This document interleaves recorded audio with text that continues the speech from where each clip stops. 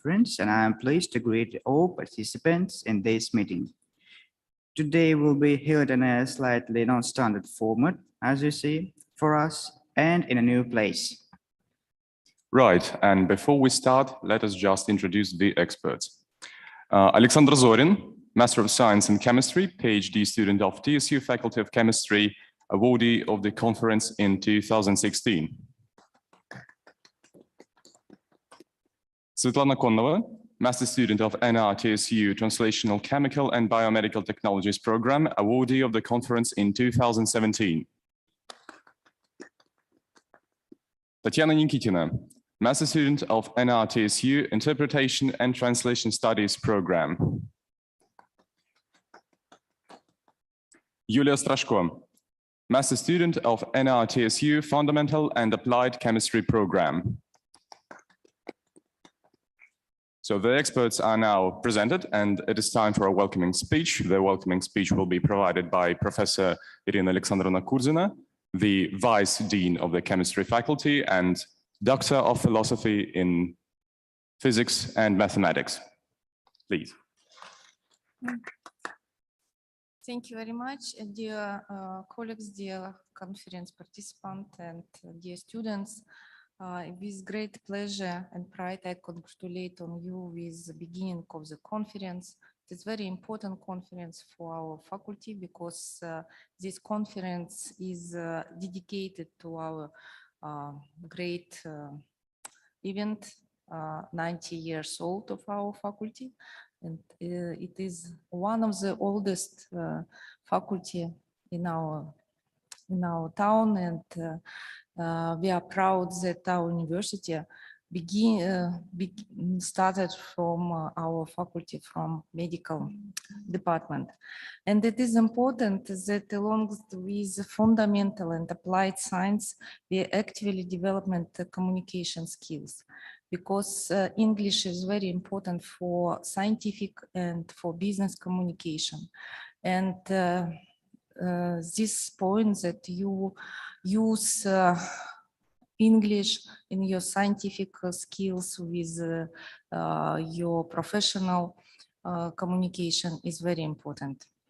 And for me and for our teachers, it's very pleasant to observe how the level of your language in chemistry faculty growing. And I would like to say a lot of thanks to Nadezhda Vladimirovna, because she makes a lot of things, a lot of for development to growing English in our faculty. I really hope that this conference will be the beginning of your scientific development and for your opportunities, and many thanks for organization, many thanks for Nadezhda, many thanks for all of you, and all the best. And I wish you good talks, good communication, and all the best. Thank you very much.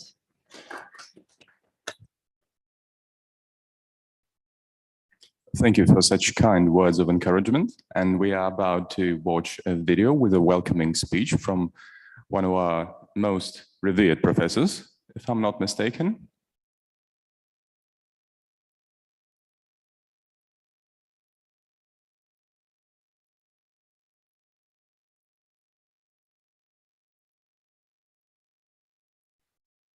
I have a great pleasure to welcome all the participants of the conference on behalf of the administration of our faculty. What do I know about chemistry? Not much. Isn't chemistry the scientific study of the properties and behavior of matters? Well, that's actually it. But am I interested in chemistry? Enormously. Though it might not be the chemistry most of you are focusing on. As you might have guessed already, I'm a linguist, and I'm interested in languages. But did you know that some linguistically primed chemists see chemistry as a language, where elements are like words or linguistic units constructing compounds, or even the whole sentences when it comes to some formulas?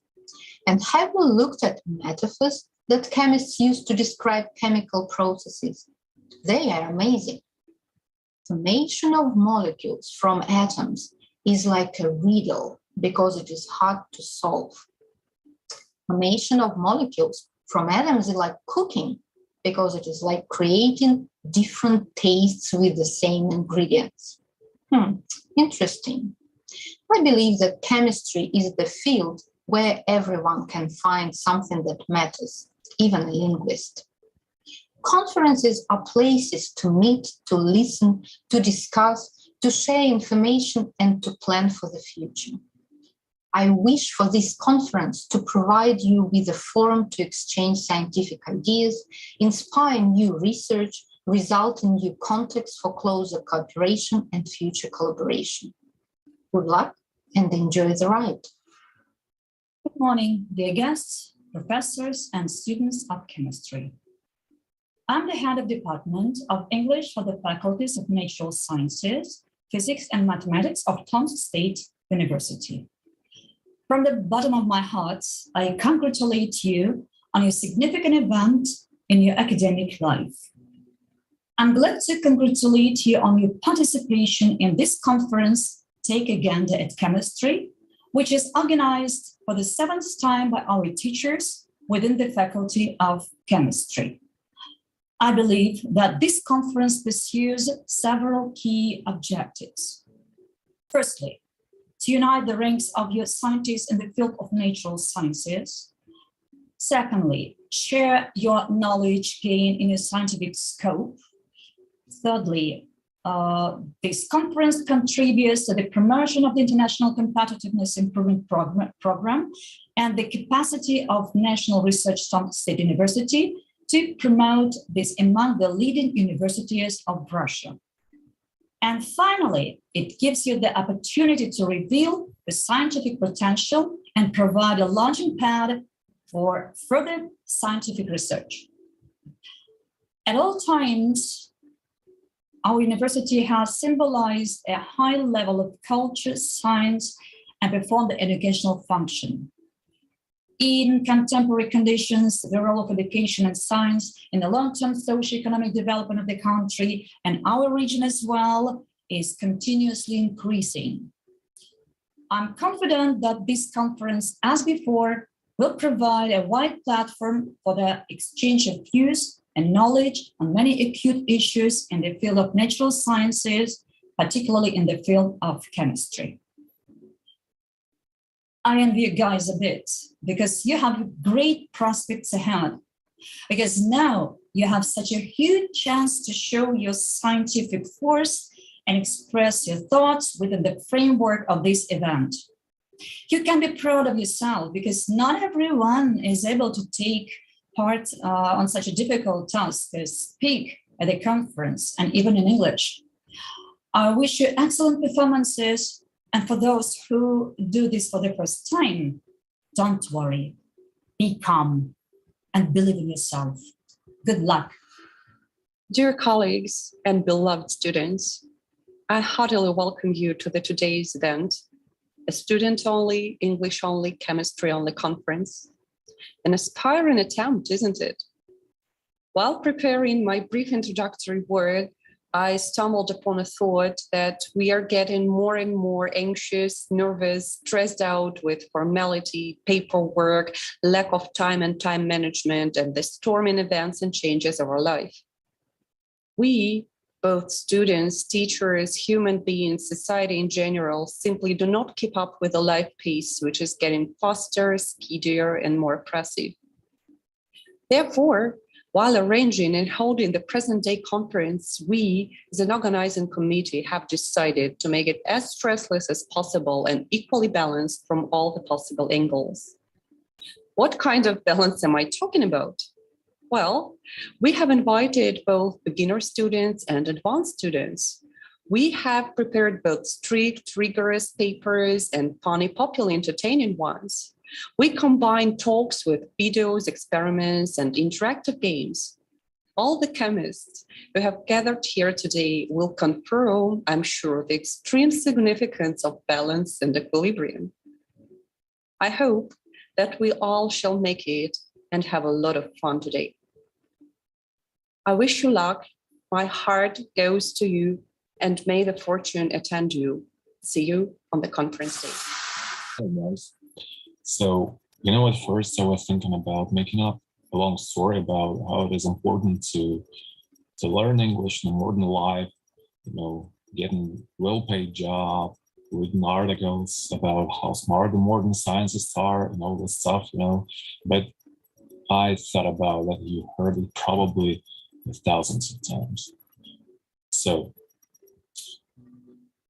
to start, I would really like to say that I can hardly verbalize why I decided to learn English myself. So I guess it was always about the fact that back in late 90s, early 2000s, we were surrounded by it. So there were practically no localizations for official ones for computer games or movies, and even operating structures. They mainly were in English. So to me, I guess it was the fact that I just liked it. So just like the way it looks, the way it sounds, and I didn't think much of opportunities that it gives to you back then. And even with time, when I realized how globalized our society is, it wasn't the reason why I decided to learn it, because, to me, it was all about probably entertainment, since, it's the first thing I did when I became a little bit, skillful in English. I started watching YouTube videos, like Let's Play videos on YouTube. Because to me, it was hilarious. It was an entertainment, like a completely new branch of entertainment to me. So I could understand all the things people talking about.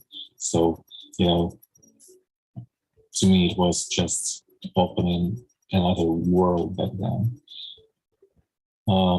You see, every one of us, we have something we like. But learning English, I believe that we can completely extend our horizons to dive into a whole new world. So, I remember that some time back then, I saw a phrase at the English lessons, and the phrase was, I don't really remember who said that, but the phrase was something like the limits of your language are the limits of your mind. So the thing I want you to know that it is up to you and only up to you where you are setting this border. So yeah. Dear friends, I'd like to welcome all the participants and the organizers of the conference. I believe that this is a really wonderful initiative to set the scene for academic discussion and for demonstration of the results of our mutual work. I'm also sure that the conference will make a significant contribution to the 90th anniversary celebration of the Faculty of Chemistry. I hope that all the reports will trigger a lively debate, and I invite everybody to participate in this discussion. Take this opportunity and enjoy. I wish everybody a fruitful and successful conference. Здравствуйте, уважаемые участники научно-популярной конференции по английскому языку химического факультета. Прежде всего, хотелось бы поблагодарить вас за участие. Участие в таком мероприятии — это отличная возможность испытать себя и свои силы, получить новый опыт, а также получить навыки публичного выступления. Желаю всем участникам плодотворной работы, творческой и результативной дискуссии, оптимизма, активности, а также приобретения новых знаний и новых дружеских контактов. Уверена, что результаты конференции будут полезны всем участникам данного мероприятия, а результаты будут применены в будущем в научной и практической деятельности. Всем удачи и успехов! I wish you luck. My heart goes to you, and may the fortune attend you. Good luck. Good luck and enjoy the ride.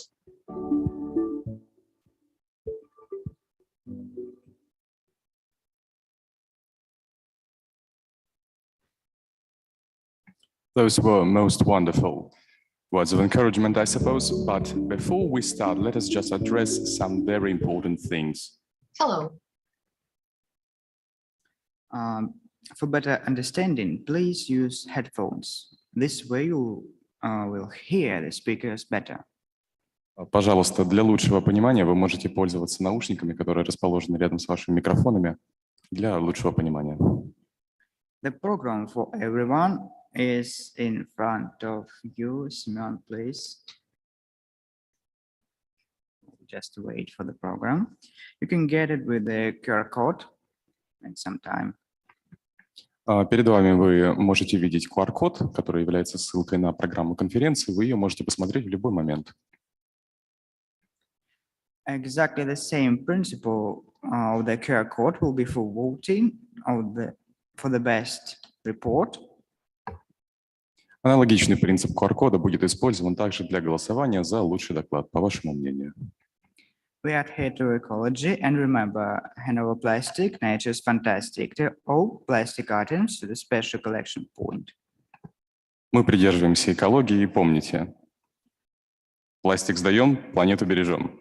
Поэтому, пожалуйста, мы просим вас не выбрасывать все стаканчики, которые у вас останутся, а складывать их в специальный бумажный пакет. Вам все будет продемонстрировано. Turn off your mobile phones during the conference and let everything wait for a while. Убедительно просим вас на время конференции отключить микрофоны. Я прошу прощения, отключить ваши мобильные телефоны и просто дать остальным делам немного подождать. Important points have been addressed. The speakers are already at the limit, I think. We should begin our conference with the first section.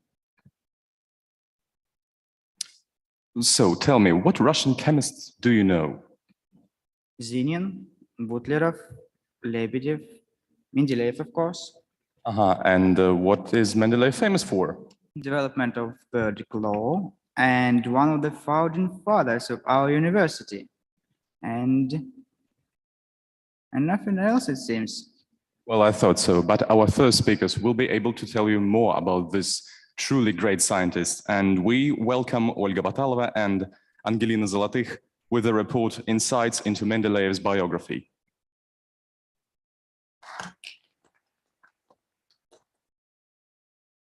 Good afternoon, everybody. Let's get started.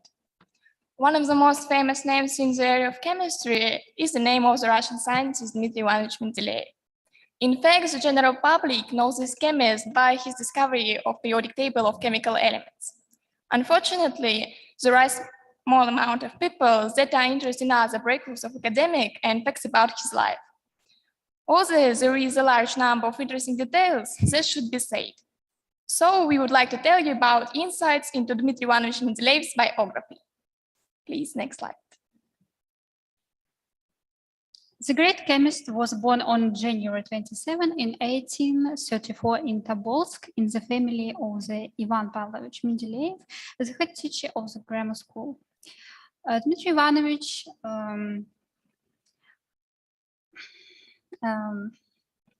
was the youngest 17th child in the family.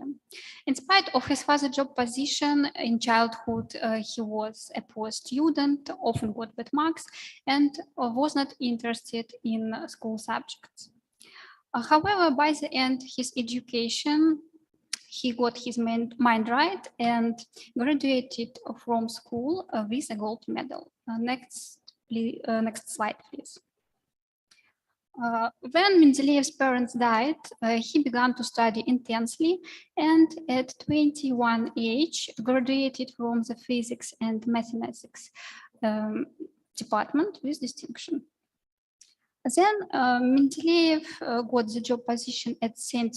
Petersburg University, where he worked for about 30 years. Dmitry Ivanovich is recognized as a great chemist, but he was also involved in physics, geology, meteorology, instrumentation, economics, teaching, and he was even the secret counselor.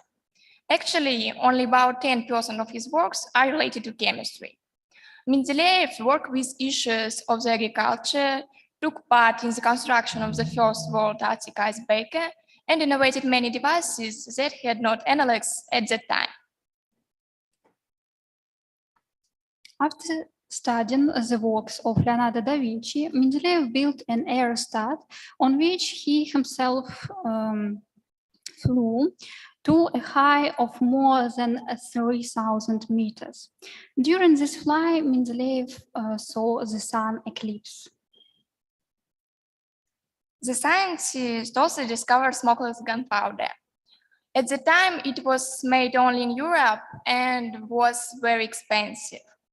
The state required chemists to find the composition of the gunpowder. Mendeleev solved this problem without laboratory research. He found what specific ingredients were used and analyzed their ratios. However, Mendeleev became famous thanks to the discovery of the periodic table of elements.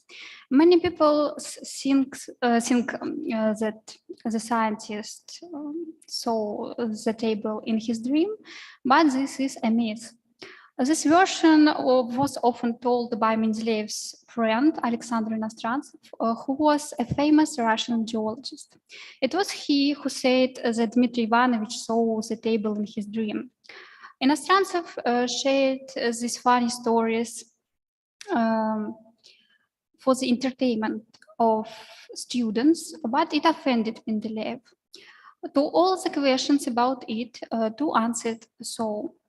I was thinking about it maybe 20 years, but you believe that I was sitting and suddenly it was done. Thus, the development of the table became possible only thanks to the hard work of a chemist. The scientist created many works in his summer laboratory. Here, the chemist worked on the periodic table. Very interesting fact is that it was located in the hollow of an oak tree. This huge tree grew in Mendeleev's estate. Thanks to its size, the chemist made a personal laboratory inside the tree. Here, he placed a small table and a chair. Unfortunately, during the Russian Revolution, the oak tree burned together with Mendeleev's estate. However, not only science interested a chemist, one of his most unusual hobbies was the making of suitcases. His works were of very high quality, so he became known as the best suitcase master. The scientist even developed a new recipe of a glue that improved his suitcases. In addition, the chemist took an active involvement in the sociable life of the country. He was sure that women had the right to get higher education, and he even taught the first courses for them. Also, Mendeleev supported the protest of students who wanted to protect their rights and freedoms. After that, he voluntarily resigned from work. The scientist was also worried about the lives of poor people. He often arranged holidays and bought food for needy children at his own expense, as well as paid for the education of those who could not do it. The scientist did all this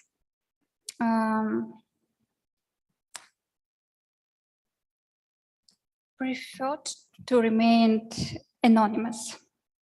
In conclusion of our speech, we would like to say that Mendeleev has a large number of works in different areas of science. His contribution to science is difficult to overrate. His achievements can be an example to follow. And don't forget that being a great chemist is not enough. It's necessary to remain a good person, who Mendeleev was. Thank you for your attention. Thank you very much for a wonderful report, ladies. Are you lagging us something? A laboratory in a tree. Wait, which one? In an oak. You know, in fact, if Mendeleev were in Siberia, he could actually set up a laboratory in a fir. By the way, a Siberian fir is a coniferous tree that grows in Siberia, actually, and has all the necessary components for normal and healthy life. And we kindly thank Zolotykh for this information. Exactly. And now it's time for questions.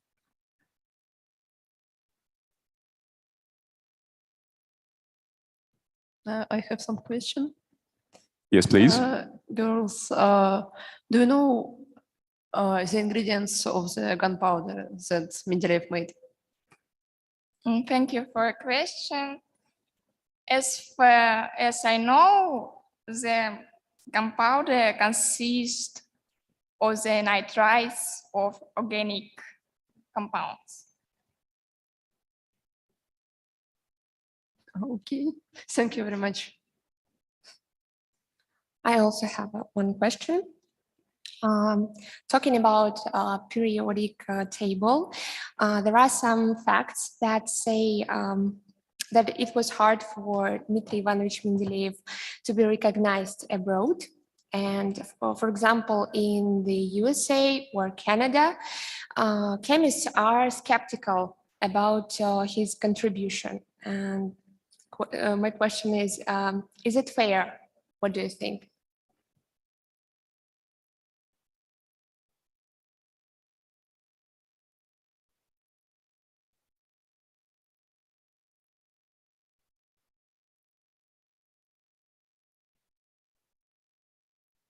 I suppose you could just reformulate your question and tell it a bit slower, perhaps.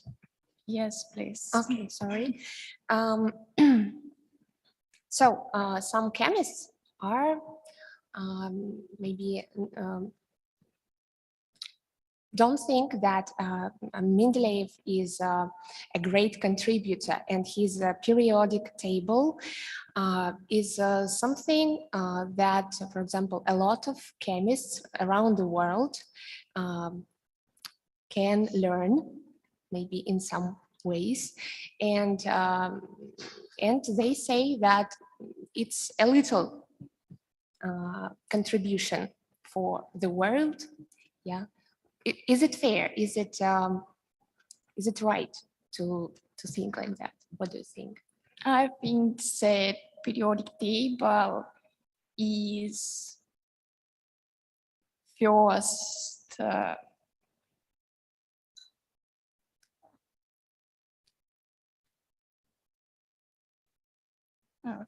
work that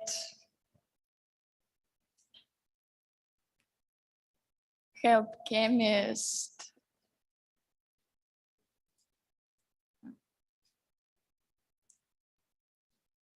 sorry. It's okay to understand something, yeah. To understand what. 50-50. Okay, thank you.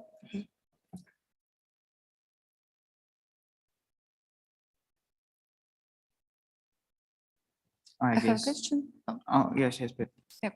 Thank you very much for your report. And my question is, in your opinion, what is the most significant breakthrough in Mendeleev's practice in a science sphere?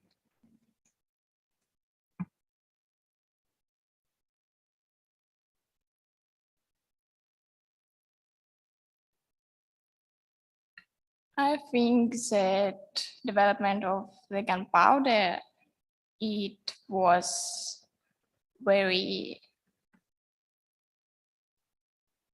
important for people because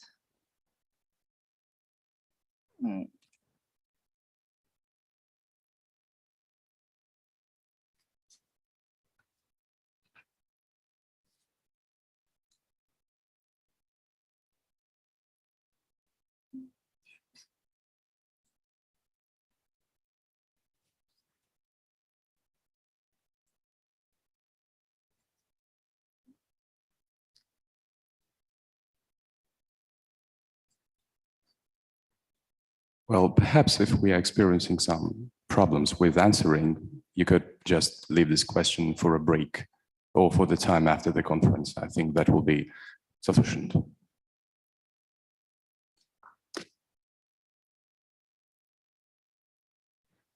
Olga and Angelina, thank you for your report. You know, I was wondering lately if the feminism is still relevant nowadays? Well, yes, it's a rather relevant topic. And why are you asking? I propose to play.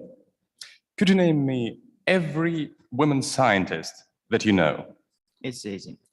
Maria Curie, Sofia Kovalevskaya, And why did you stop talking? because I don't remember anymore.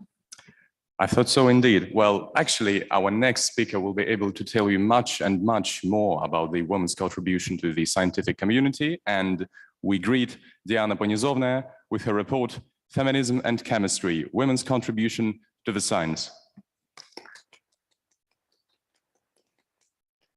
Thank you. First of all, I would like to say hello everyone present here. And today I'm going to tell you about women whose contribution was very important in chemistry. Next slide, please.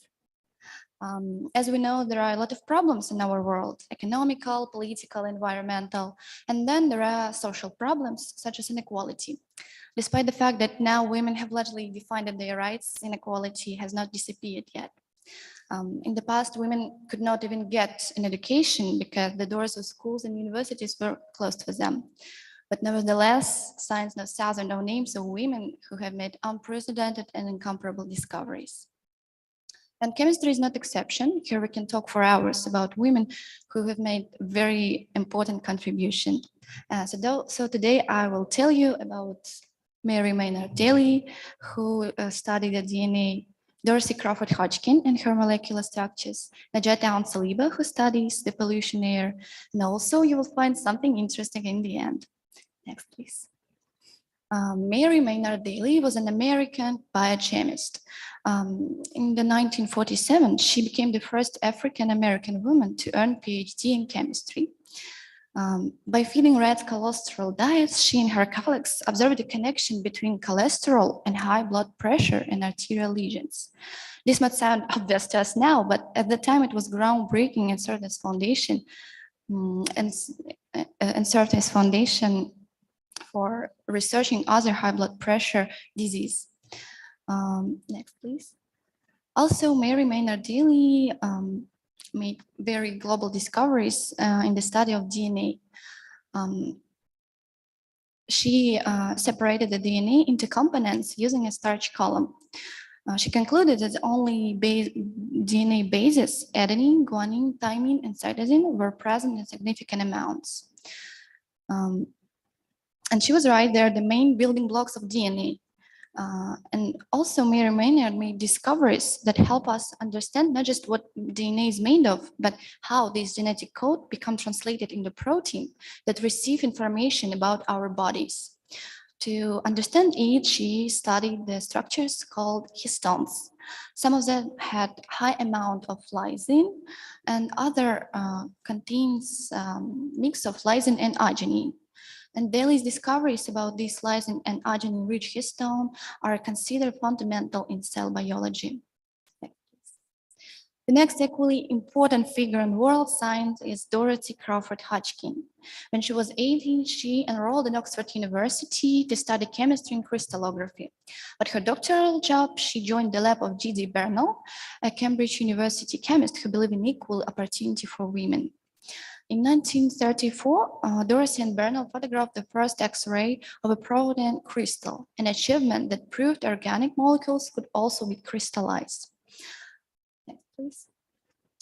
Soon, Dorothy began to investigate the three-dimensional structure of insulin, but she paused to take on penicillin, the more urgent task in the World War II era. It made her 4 years to structure its 17 atoms. And soon she started to investigate vitamin B12 and discovered that it contains 181 atoms. Further, she returned to the definition of insulin, which consisted 788 atoms, and it took her 34 years. Hodgkin worked life immediate implication for medical research. Mapping the structure of penicillin in 1945 made the drug far more easier to manufacture. Her detailed map of vitamin B12 is an essential weapon against pernicious anemia. and drawing the insulin. Drawing the insulin allow for vast improvements in the treatment of diabetes. Next, please. Women have made very global discoveries in the past and continue to make a huge contribution to science today. Therefore, I would like to tell you about Nadezhda Zorin, who is conducting world-leading research on chemical and toxic compounds in polluted air. She completed her doctoral work at the University of Southern California. And as a young student, she became interested in the issue of pollution air. Her work in analytical and atmospheric chemistry will make it possible to to address some of the most pressing environmental challenges. Professor Zorin was the first to identify carcinogenic compounds such as formaldehyde and hookah. And more recently, she was the first to report that electronic cigarettes can generate carbon monoxide, contrary to popular belief. In the future, Professor Zorin wants to help create an essential approach to climate change in the Middle East. I could not help but tell you about women who are currently contributing science in the Tomsk State University, and I present to your attention a short interview. Next slide. And unfortunately, we don't have enough time to watch the full video, so I suggest you scan the QR code to watch it later. And please show us the video. Honored Professor of Tomsk State University, Doctor of Chemical Science, Galina Lazarevna, and Graduate of Faculty of Chemistry, Department of Organic Chemistry, Dmitry Kovchunov. Почему вы решили поступить в ТГУ? Когда я училась в школе, я всем хотела стать. И медиком, и инженером, и другими специальностями. Я послушала свою подружку. Ее тетя училась в Томском государственном университете. И когда приезжала домой, то она так хвалила Томский университет, что мы очаровывались. И мы решили поступить в Томский государственный университет. Химия была моим любимым предметом со школьной скамьи, но выбор стоял между поступлением в медицинский университет и ТГУ, либо ТПУ, потому что Томский университет славный качеством своих знаний. Медицинская стезя меня не привлекла из-за того, что я очень боюсь крови, поэтому выбор пал на Томский государственный университет. Что привлекло вас в органической химии? Ну, органическая химия мне нравилась тем, что она была связана с живой природой. Все живое меня и привлекало. И меня привлекло исследование механизмов, знание вот этих вот каких-то тонкостей, поэтому я выбрала органическую химию. На чем специализируется лаборатория, в которой вы работаете? Мы занимаемся исследованиями биоэквивалентности препаратов. Наша лаборатория занимается пробоподготовкой и последующим анализом на приборе ВЖХ и МС. Вы занимались разработкой новых безотходных технологий переработки лекарственного сырья. Расскажите, чего вам удалось добиться в этой области? Тогда я работала с институтом курортологии, но меня интересовало не только лечение грязями, но и переработка, то есть получение препаратов. Мы начали с юга, с сульфидно-иловых грязей. Вот у меня в руках. Мы работали долго, несколько лет, и мы получили много результатов. И эти препараты мы потом внедряли в производство. Что входит в ваши обязанности в работе при лаборатории? Я занимаюсь разработкой метода пробоподготовки и статистической обработкой информации, которую мы вставляем в отчет уже на финальном этапе заключения биоэквивалентности препарата. Нравится ли вам работать в области химии? Ну, скажем, что это сфера не столько химическая, сколько медицинская, биологическая, и она позволяет развиваться на стыке наук, например, химии, биологии, химии, медицины. Изначально люди, которые меня окружали там, они поддерживали. Если ты совершаешь какие-то ошибки, тебе на них не указывают, тебя поддерживают и лишний раз или направляют на истинный путь. Выгодно ли это? Вообще выгодно. Это та история, когда ты работаешь сам на себя. Сколько ты уделишь этому времени, столько и получишь. Honored Professor of Tomsk State University. Next slide. And I'm very glad that today you have learned a little more about chemistry and the wonderful women who have made chemistry advance and continue to advance. And I want to finish with a word of Nadezhda Soboleva, who is passionate about more women entering science. Women in science is a way of life. It's a state of mind based on strong logic and driven by scientific evidence. I would like to thank you for listening.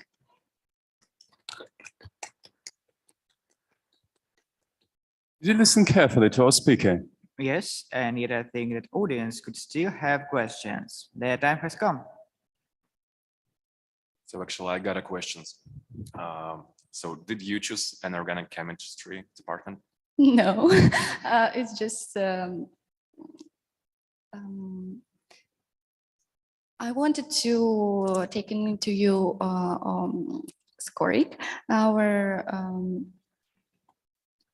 very important figure, but she have not enough time, and she don't want to.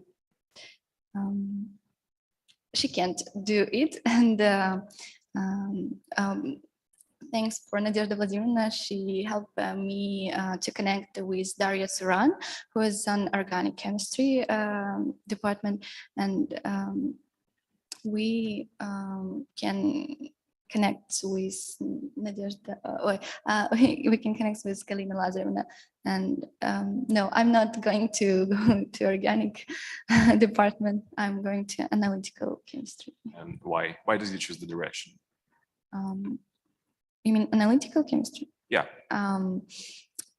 Now we have analytical chemistry on second course, and on my first course, I didn't like chemistry in organic, but analytical, I like titration. I like speaking English about titration. So, and I want to go to criminalistic direction next.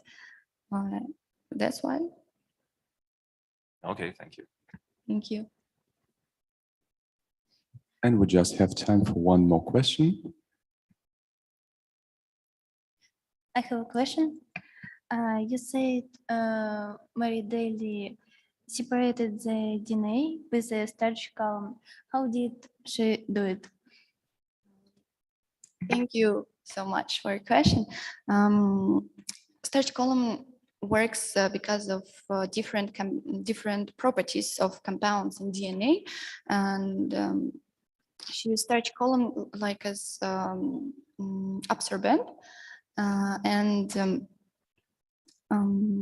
some of the nucleic acid have some of the nucleic acid stick really strongly to a column, and some of the others don't. So when she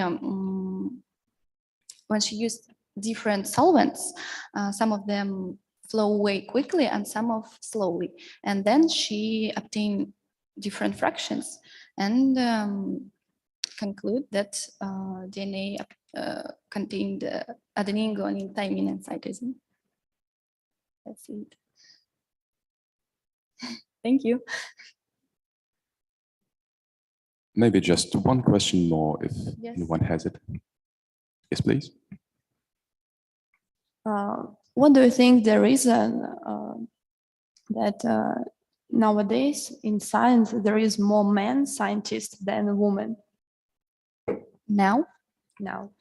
It's actually for all science history, men was more entering science because in the past, as I said, women could not get an education for a long time, and at the time then they can do it. Women start do very global discoveries, and actually they do it before by themselves. but nobody can know about them because it's usually men have rights on their contributions. But I guess now in science, yes, it's still more men in science than women, but I guess we can think that women will more entering in science, and it will be great. Thank you.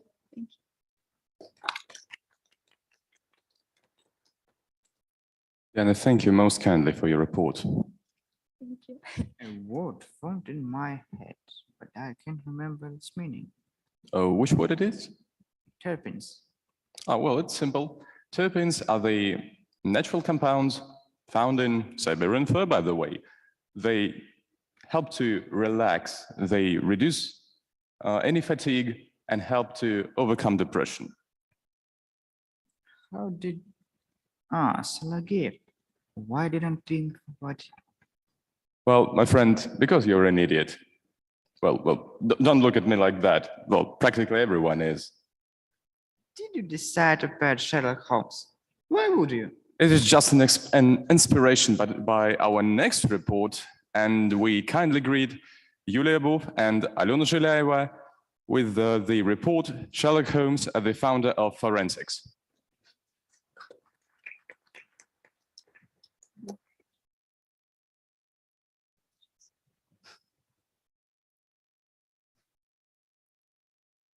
Hello, everyone.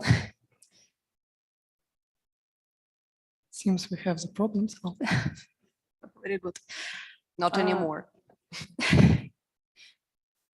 Next slide, please. Detective literature has always attracted forensic scientists and researchers all around the world. Surely, many of you know the famous stories about Sherlock Holmes, where a talented detective solves crimes using forensic techniques and methods. The famous Austrian lawyer and forensic scientist Hans Gross was inspired by these stories and even wrote The Criminal Investigation, a practical textbook for magistrates, police officers, and lawyers. This book has become the first book of scientific forensics. As science, and above all forensic chemistry, more and more scientists have used the work of Sir Arthur Conan Doyle in their research. In our report, we are going to describe the methods used by Sherlock Holmes based on the background of forensic chemistry. We have prepared booklets with additional information that you can study by scanning the QR code. Next slide. Arthur Conan Doyle, in his stories about Sherlock Holmes, described many of the methods that later attracted the interest of scientists.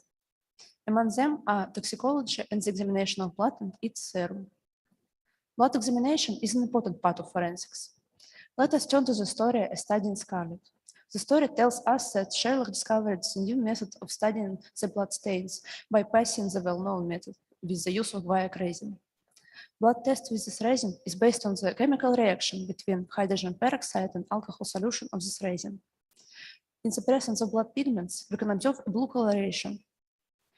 This test is unwieldy and unreliable, but Sherlock invented a strong reagent that reacted regardless of the blood freshness. However, this reagent had one major drawback. It made no distinction between human and animal blood. In real forensics, this problem was solved in 1901. Next slide. Serology, the science of the blood serum properties, has also not escaped detectives' attention. As an example, take the episode of the BBC series about Sherlock Holmes, The Great Game. In this episode, our brave detective, by performing a biochemical analysis of the blood sample, determined that the victim's blood had been frozen before their death. Further analysis showed that the blood was frozen with the use of cryoprotectants such as glycerin to prevent hemolysis. It clarified that the cause of death was not blood loss. Next slide, please. Another Holmes' interest is toxicology, a branch of science devoted to the study and detection of poisons. Let us look at the story, The Adventure of the Devil's Foot. According to it, Sherlock suspects that the victims went mad and died because of the effect of some poisonous substance that burned in the fireplace and lamps. He confirms this hypothesis by analyzing the soot remaining on a lampshade together with an unknown powder. When this powder was burned, it drove the victims mad, caused strangulation, and eventually death. Next slide, please. Sherlock Holmes is truly the mastermind behind forensic science. In our report, we have illustrated the detective's influence on its development and methods. And we want to thank you for your attention, and we're ready for your questions.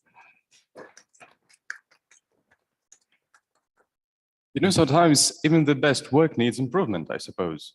That's how you get your kicks, isn't it? You exalt yourself to prove you are clever. Why would I do that? Because you're an idiot. Right, bloody hell. Right, we're even. Now I suppose it's question time. I have a question. What have influenced on your choice? Why did you decide to tell about this?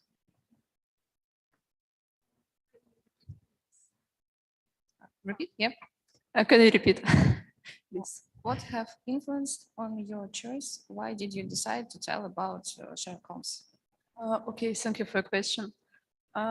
Since my childhood, I have been a big fan of Sherlock Holmes, of these stories and books. And when Nadezhda Vladimirovna gave us the approximate themes of the reports, there was a theme about forensics, and in my head, the idea, and in my head, I had the idea, and I suggested it to Yulia, and she actually agreed. Thank you. Do you know how the problem with the blood analysis was solved? Well, thank you for your question. I have a lot to say about this. So if you forget about, Alona said about that strong regions that Sherlock created had one major drawback. It made no distinction between human and animal blood. But in real forensics, in 1901, the German bacteriologist Paul Uhlengut published his research where he proposed the use of a precipitation reaction to determine the species composition of blood. In short, we have some blood serums with antibodies that we add to the unknown samples of blood. And if its blood has a specific type of protein, we will see the formation of a precipitate. So it's just a qualitative reaction. If we need to determine, is it human blood or is it animal blood? And if it is animal, what animal is, and etc. But I also have to say that Paul Uhlengut was not the first scientist who discovered this property of blood serums. 2 years earlier, in 1899, Russian pathologist Fyodor Yakovlevich Chistovich also provided researches in this area. And if you want to know more about this blood examination method, you can search it on the internet as a reaction of Chistovich-Uhlengut. Does that answer your question? Yes. Thank you.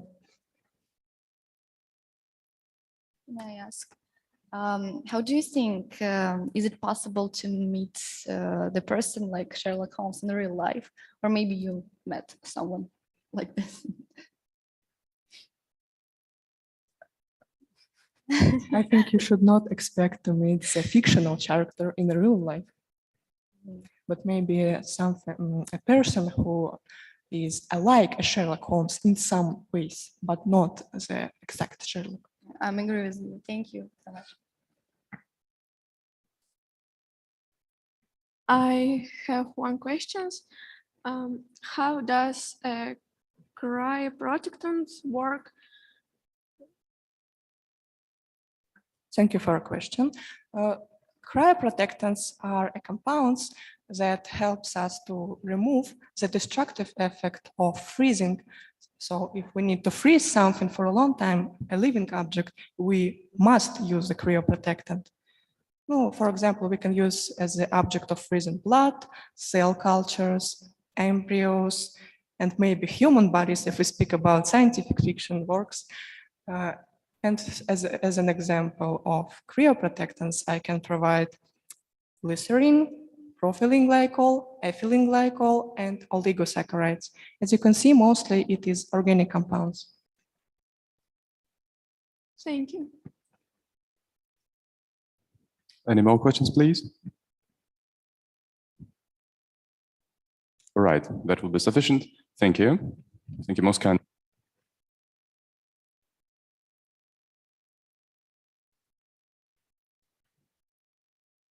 Emotional, environment, imaginary. Well, actually, I suppose that imaginary starts with the wrong letter. And why are you trying to list all the words that start with E? I looked at the next topic. Oh, it seems that the wrong letter E is mentioned there. Ah, it's about food. I wonder if gold leaf is considered an E component. Does anyone need gold? Well, actually, I don't think so, but I think that we will find out more and much more about this topic. And we kindly greet Daria Zhukova and Diana Kuznetsova with their report, What is behind the letter E? Hello, everyone. Do you know what is behind the letter E? What is the nutritional supplements? Is what chemists said to food edible? Why is Coca-Cola brown and good at washing toilets? Can food be precious as generally? Now we will answer all these questions. Next slide. Do you often hear the phrases dangerous chemistry in food, preservatives and flavors, chemistry in food is evil? Labels on food packages urge people to consume food without chemicals, organic food, products without preservatives and dyes. What is more, you can hear around the opinion that you cannot eat anything that is sold on the shelves in stores. Let us tell you a secret. Absolutely all the food that you eat consists of 100% chemistry. Next. So let's take the same clean drinking water. If you look at the label, you can see inscriptions like total mineralization, content of some ions, and total hardness. It turns out that seemingly clean water is actually contaminated with chemistry. It turns out that we drink chemistry. We return to the discussion of food. Next slide, please. If you look at, ethyl paraben, sodium lactate, calcium alginate, orthophosphoric acid, a small part what is put in food product. It sounds scary and not appetizing. So are all the supplements as scary as drawn by our brain? To answer these questions, it's necessary to understand the background of food supplements in our lives. Next slide. Background. In fact, people have been using dietary supplements for a long time. What are they? These are substances that are added to food to preserve or give them some properties. For example, they use for salt for cooking meat and fish. It was back in ancient Egypt. Next. Point how decides which nutritional supplements can be used and which not. Next. In fact, they will not put extra chemicals in the food. Let us take water. Here is the content of different microelements complies with international standards. All these standards developed on the basis of many years of clinical experiments by many scientists. The situation is similar with food supplements.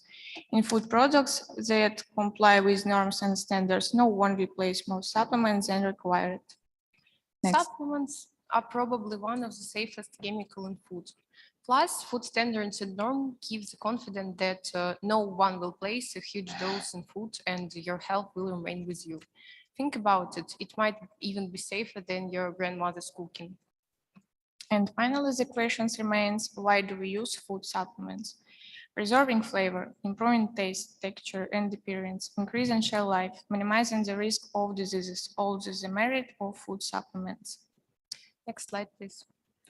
Do you know why supplements are designed with E? Experts say that the origin of this letter is determined by the English origin of the word edible. On packages, we usually see codes like E150, E407, etc. In fact, all these codes are the name of substances. If a similar code is assigned to a substance, it means that 100% tested for safety in its technology, in its own technological requirements are written for it. Next slide. Food supplements are classified according to their functions. There is a class of dyes. This is the E100 group. They are obviously coloring the food. The next class is flavors. These are the substances that help us to smell raspberries in winter and make the candy sweet. They are hidden under the code E600. Any self-respecting manufacturers wants to extend the shelf life of products because no one will like moldy food. Here, preservatives come to the rescue. They are hidden under the code E200. A similar function is performed by antioxidants, code E300. From the name, it's clear that they are able to prevent the oxidation of food under the influence of sunlight and oxygen in the air. pH regulators and anti-tracking substances are under the code E500. They're all used to certain shapes, hardness, and viscosity of products. Our yogurt is semi-liquid, jelly is shaken. To maintain the shape and consistency, thickeners, stabilizers, and emulsifiers added is E300. Next. Interesting facts. Did you know that there is precious food? Sparkles in champagne, silver, and gold decorations on cake are the real metals. So gold is under the code E175 and silver is E174. Next slide, please. The next fact is Coca-Cola dissolved meat and is an efficient tool for toilets. People are often frightened by the brown color of the drink and unusual smell and taste. This is ensured by the addition of a substance with the code number E150, sugar column number 4. As for cleaning toilet, this is due to the presence of carbonic acid in the drink. Next slide, please. There are various food additives such as dyes, preservatives, stabilizers, etc. They are added to food to prevent oxidation processes, to preserve the consistency and the shelf life of the products. Food supplements will not harm human health if consumed in a small amount. The products that are on the shelves in stores have passed quality control by special organizations. Thank you. Thank you for attention. See, even gold is considered an additive. Well, I have a lot of questions to humanity, but I hope our viewers do also have questions for our speakers.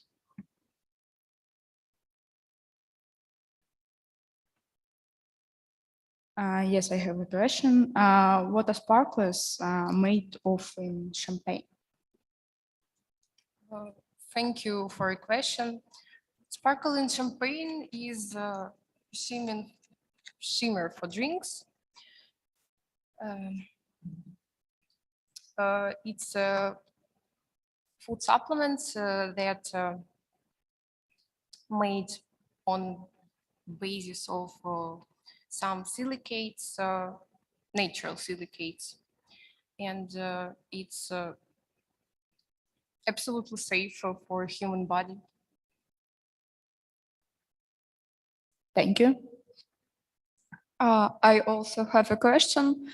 Do gold and silver harm for the body and stomach?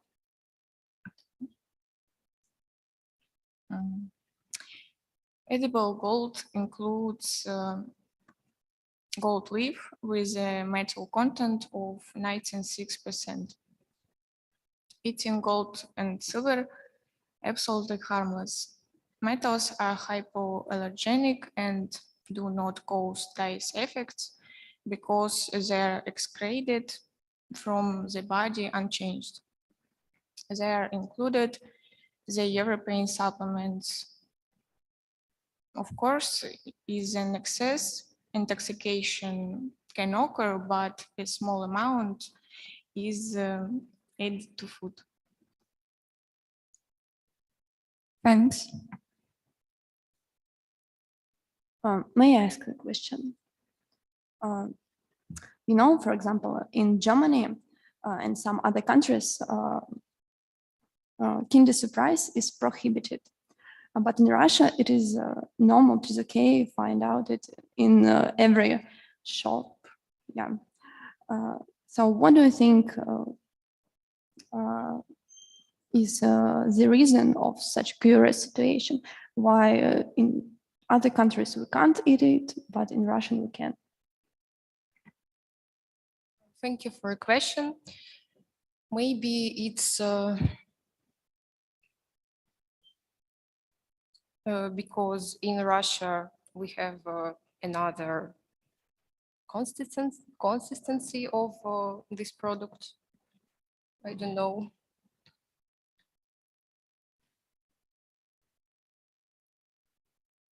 Okay, thank you. Unfortunately, time is up. Daria, Diana, thank you for your report.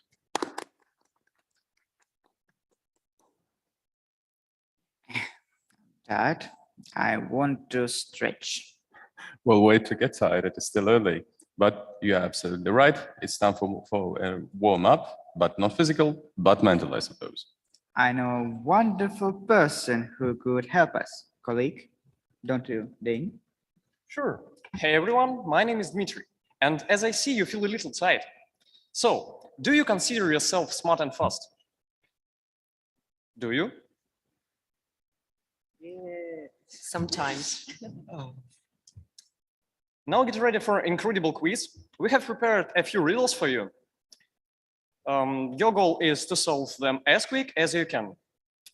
Now get your mind together and look at the board, please. As you know the answer, you can switch on your phone and answer.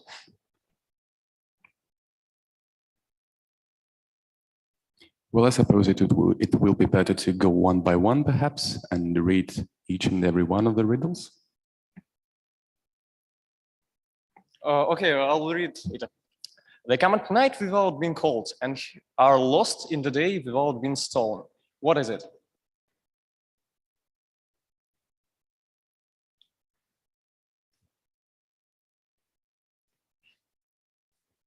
If we speak about the first sentence, I think this is dreams. No, it isn't dreams. You can dream it in a day.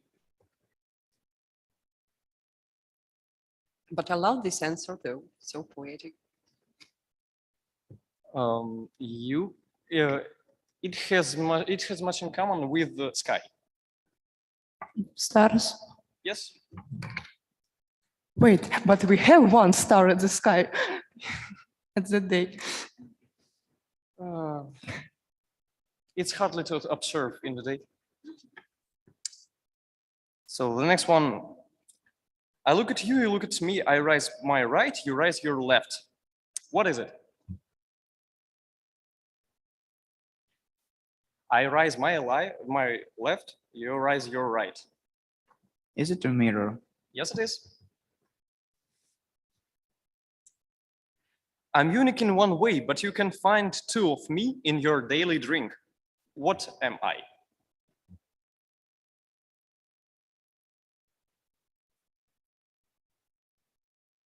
Do you have text on your TV?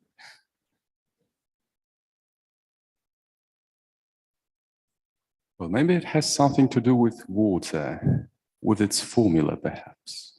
I wonder.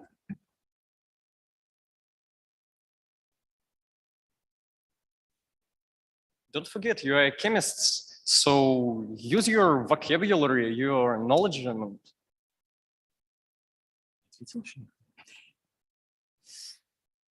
Hydrogen. Yes, it is. What can run but never walk? Has a mouth but never talks? Has a head but never weeps? Has a bed but never sleeps? It's a hard riddle, I know, but What idea do you have?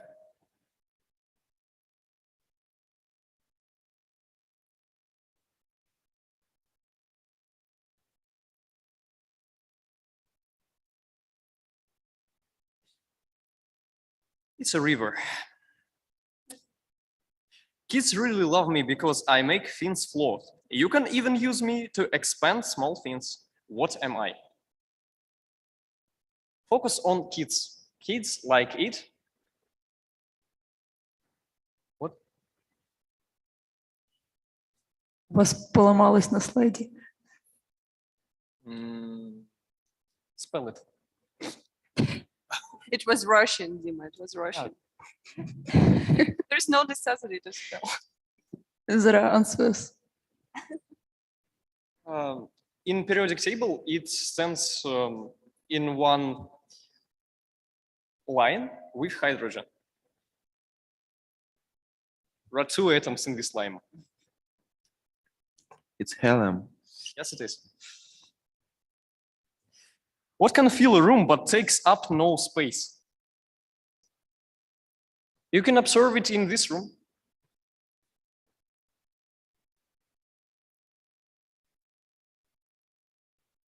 Air? No? Probably, but it isn't the answer of this riddle. Oxygen. But it has much in common. But I am talking about light. Maybe gravity? That was light. That was light. What did one uranium-238 nucleus say to other? It's a joke. What can this atom say to another atom? Let's split out. Only 2 backbones and 1,000 of ribs. What is it? A railway. Yes. I can keep a swimming pool clean, but I can poison you as well. What am I? Imagine swimming pool. What smells do you feel? Chlorine, maybe? Yes, it is. If a rooster laid a brown egg and a white egg, what kind of chicks would hatch?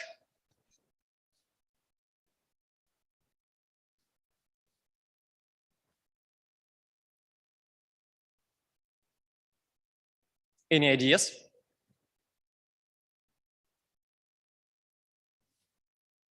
Okay. I'm sorry, I have will one read it again. question. Do roosters lay eggs? I'm just wondering. Yes, roosters don't lay eggs. Okay.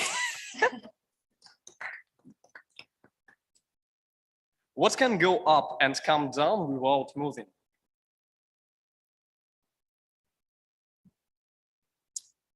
What can go up and come down without moving? Pressure.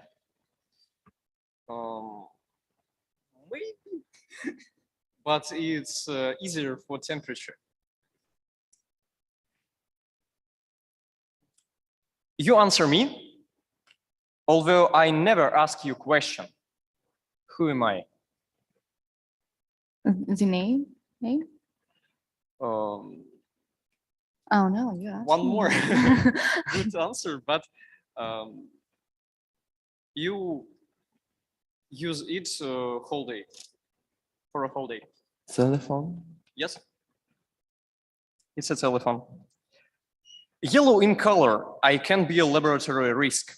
You'll most often find me used in an explosive. What am I?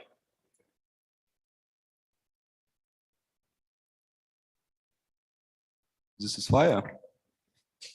No, it isn't sulfur.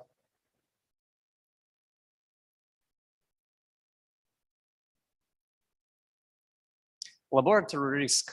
What liquid can be laboratory risk and is yellow and been yellow?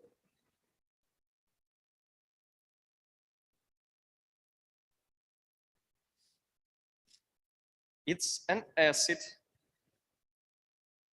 What acid is it? Maybe sulfur? Sulfur? Sulfuric acid? This nitric acid.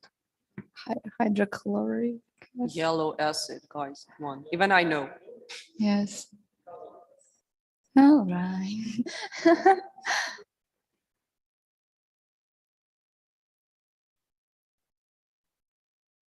This is nitric acid.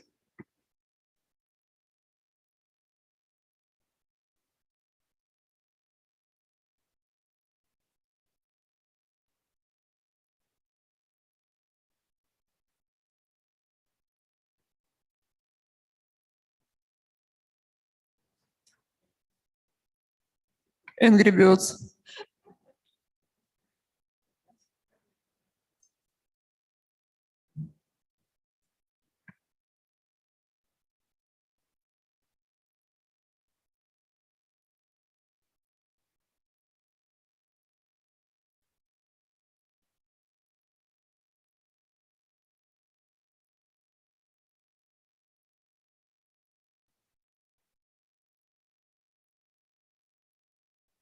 A mushroom, maybe.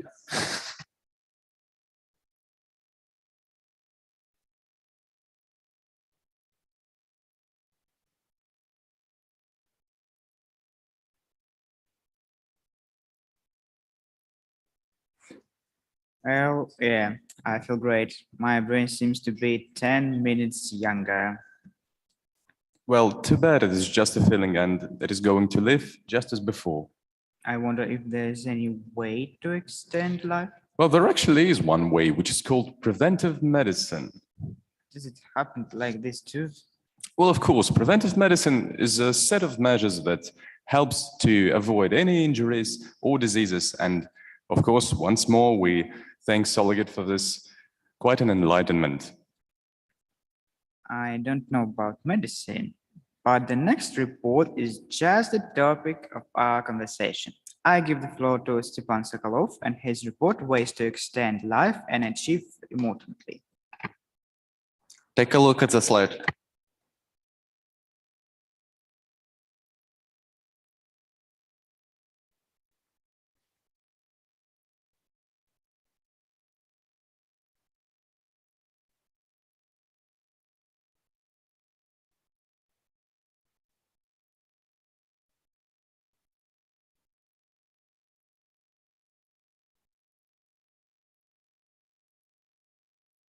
This is video.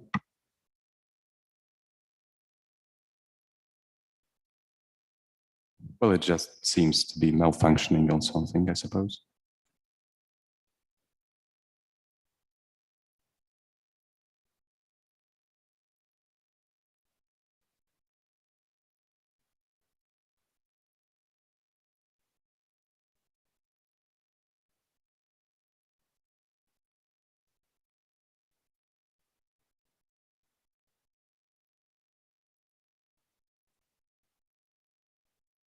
Well, all right, while we are experiencing some technical problems, maybe you could just start without this video, regrettably.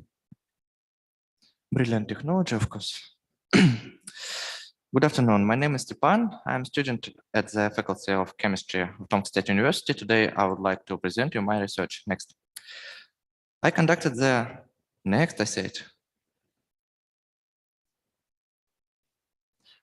analysis of the biological causes of aging, found out what developments are being carried out by scientists at the moment and what prospects exist in this area. Next. Most people accept that getting old is an inevitable part of life. As we age, some of the inevitable symptoms occur. But why does this happen? Next. Many proposed mechanisms of aging have been discovered in the early 1950s to explain the aging process that leads us all of our death. There are programmed factors are damage-related factors. They first happen because cells fail to divide properly over time. The second are attacks from the environment. Since it's impossible to deal with the influence of external environment, in my work, I'll only touch on programmed factors. Next. To find out what's going on inside our bodies, that causes this age-related change and declines, the journal Cell assembled a group research in 2013. Next, they wrote an article, Hallmarks of Aging, describing the processes occurring in the body and divided it into 9. Next. One type of damage that occurs with aging is that errors start to appear in our DNA. When DNA is replicated, the code might not always be copied correctly. Parts could get missplit and sections could be inserted or deleted by chance. These errors are not always caught by the mechanism in our bodies that repair DNA. When we age, the proteins bound to DNA become looser and less accurate, and genes start to get expressed when they shouldn't be or get sensed in error. This means some necessary proteins aren't being made and harmful unnecessary proteins are. Next.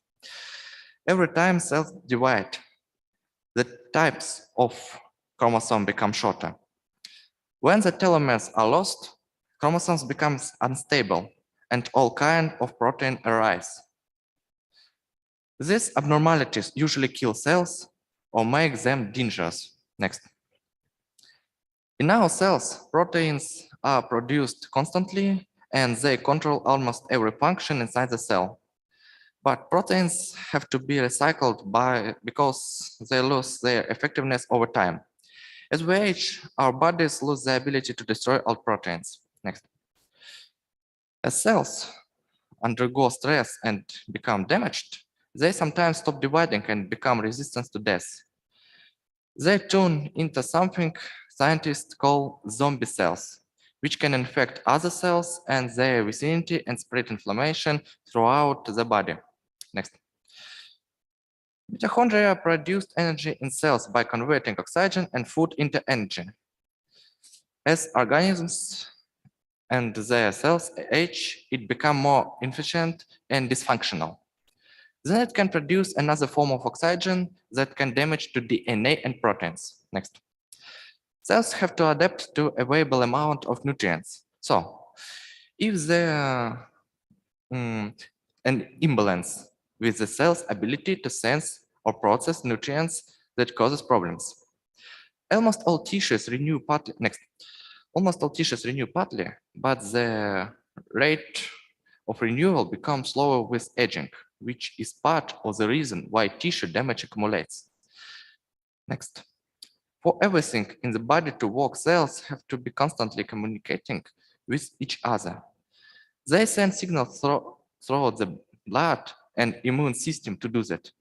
But as our bodies get older, cells become worse at communicating. Next. Scientists are currently hard at work on curing the disease called death. All the factors are gradually reduced to a minimum in the course of numerous experiments. Of course, we are talking about working with a genotype. Many genes that can affect life expectancy have been studied and subject to chance, such as DAF2, TOR, H1, etc. Basically, such experiments on animals whose lifespan is relatively short, which greatly simplifies the study.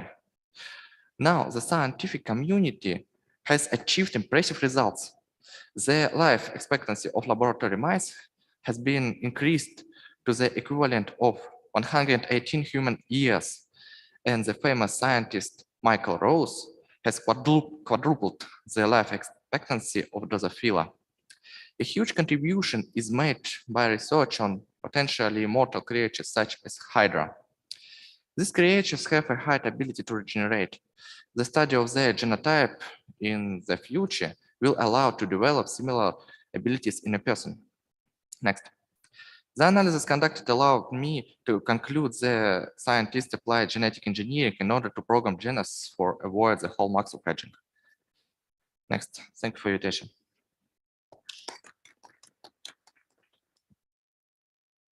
Genetic engineering and GMO, the same thing. Well, I suppose you can ask this question now because we now proceed to the question section. I have one question. What kind of risks may be if a human's life will be extended?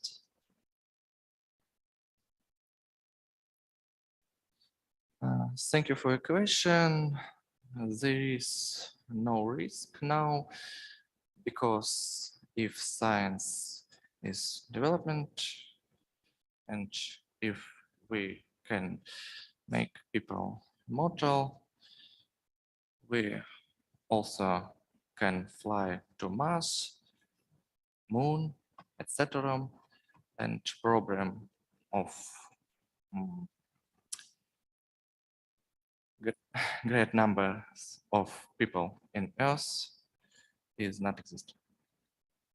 Thanks. Can I ask the question?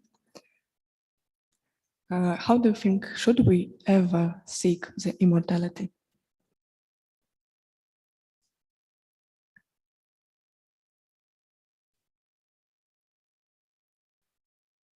Repeat, please. Should we ever seek the immortality? Should we achieve this? Do we need this? How do you think? I advise you remember that after your death, history will forget you. I think we should achieve it. Thank you for your answer. I have one questions. What about ethic side of genetic engineering? Work with humans genotype mean that you need to make some experience on human.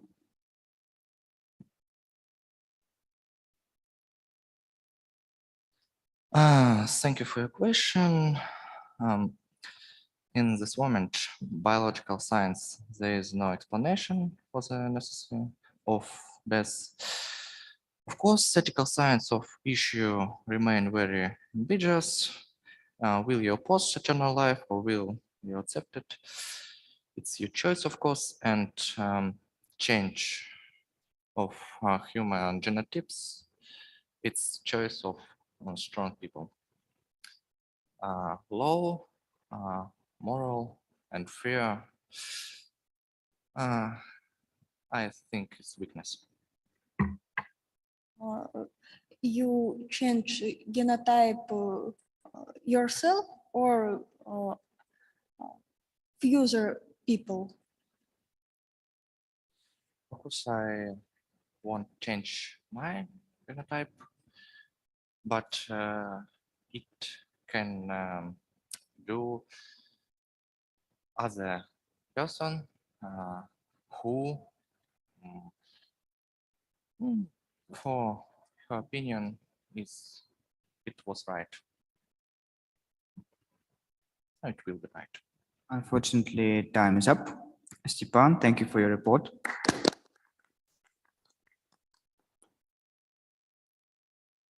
Okay, Google, how much chocolate can I eat? Why are you searching for this? I want to eat another chocolate bar, but I'm afraid of little dose. Well, if I were you, I would be afraid of diabetes, actually, but for our pets, perhaps, it is much and much more jeopardizing than for humans. Why? And now we will find out the answer for your question. We introduce the next speaker, Svetlana Bukalova, with the subject, Tasty Poison, Avoid Feeding Your Pets.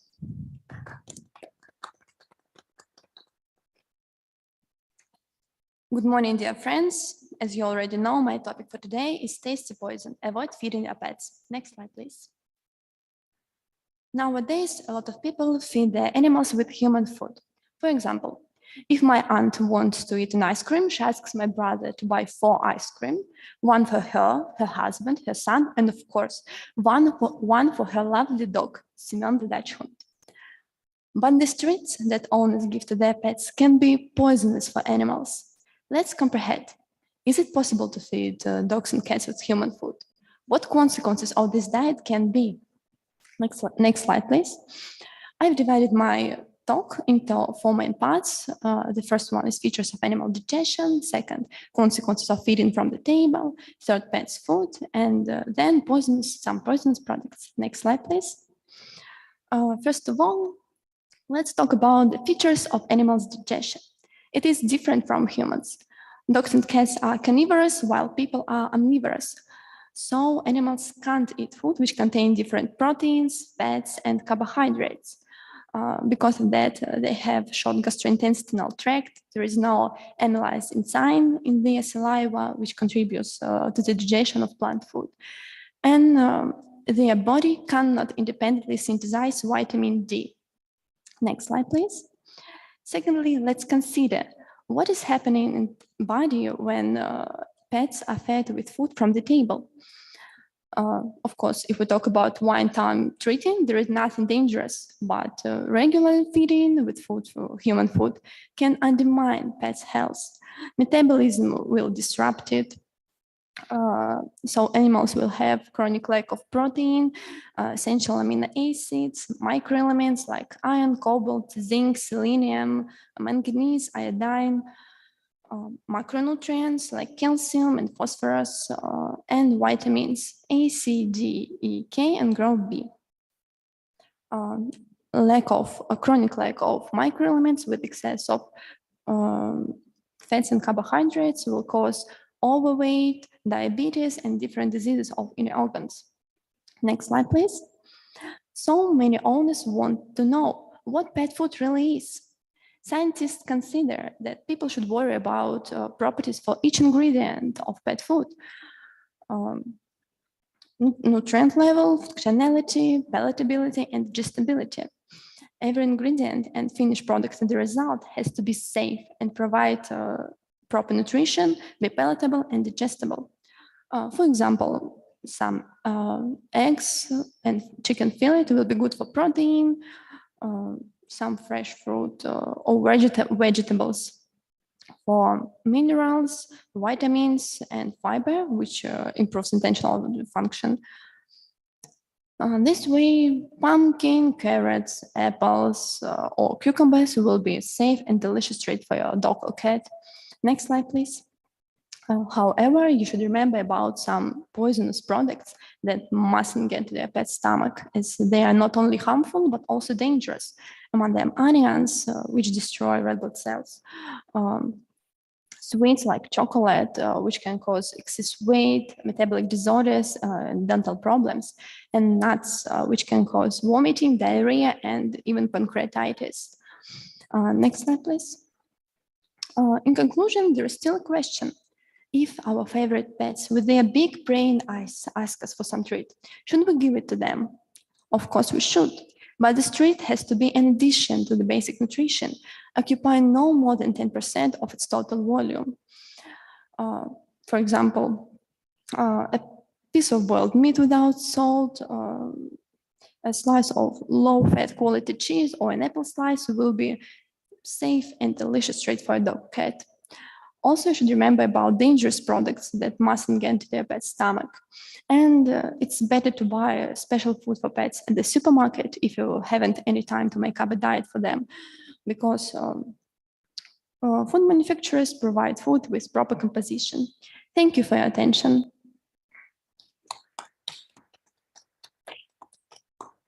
How cool. Now the thought to feed the cat with the sweets will not appear.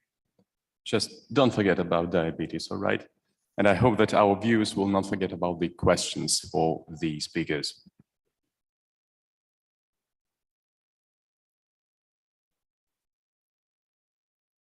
Please don't be shy. And a bit hurry up, you have only 3 minutes for question. I have one question. If you say onion and sweets are poisonous for pets, should people avoid eating these products? What do you think? As I said before, digestion of people and animals are different, and people shouldn't worry about that. They can literally eat everything. Animals, they are carnivores, so they can eat maybe 19%, maybe 19% of their diet should be a meat, not vegetables, mostly vegetables or even sweets. Thank you. I also have one question. Can pets be addictive to some special foods, and because some people say that, for example, some brands like Whiskas or something like this, and it maybe because our pets can not eat any other food after they try, for example, Whiskas. And some people are afraid of giving them this special food because, because they think that they will need to buy it for the last of, then. So yeah, can it be addictive in some ways? Thank you for your question.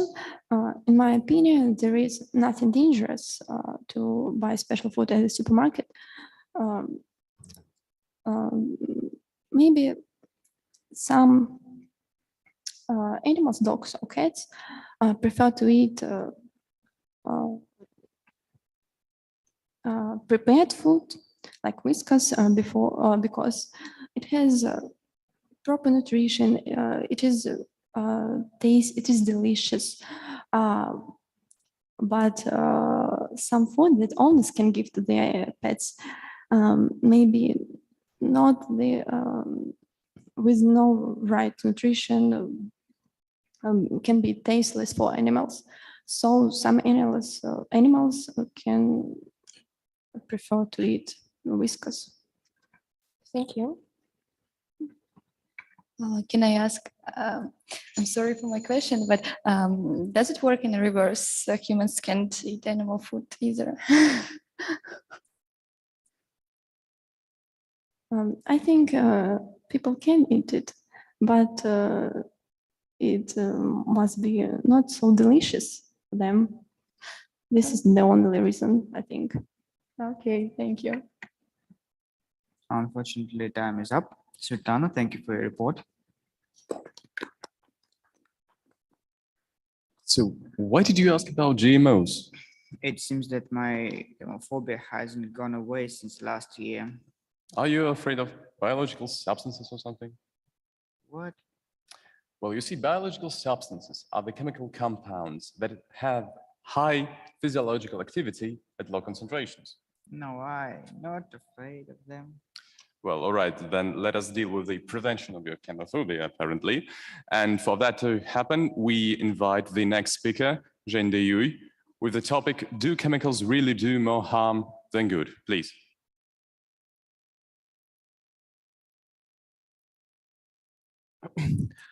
Hello, everyone. Today we will speak about chemophobia. Next, please. Here are 3 photos.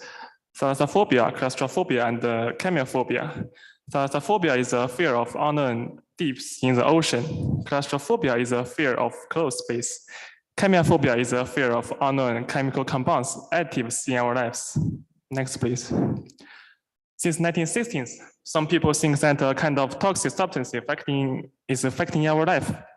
It destroys our food, air, and bodies. What is toxic substance?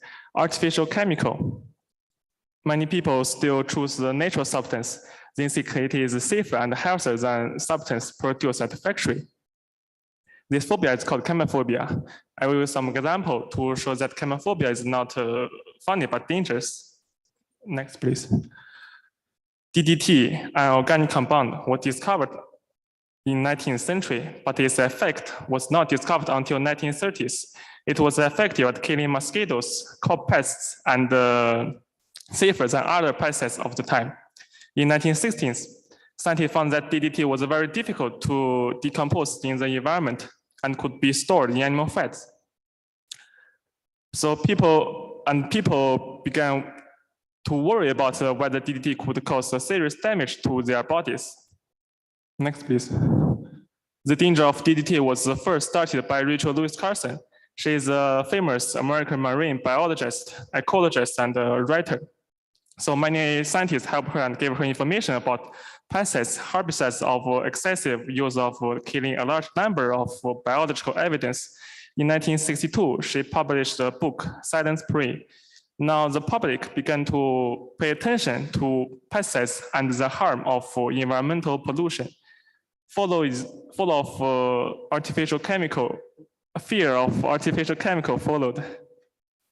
As a result of their efforts, many regions have developed strict regulatory policies, so new products are not dangerous as long as they are used within prescribed dose. But chemiophobia hasn't gone away. It is on the rise. It is only adds to people's psychological problem. Next, please.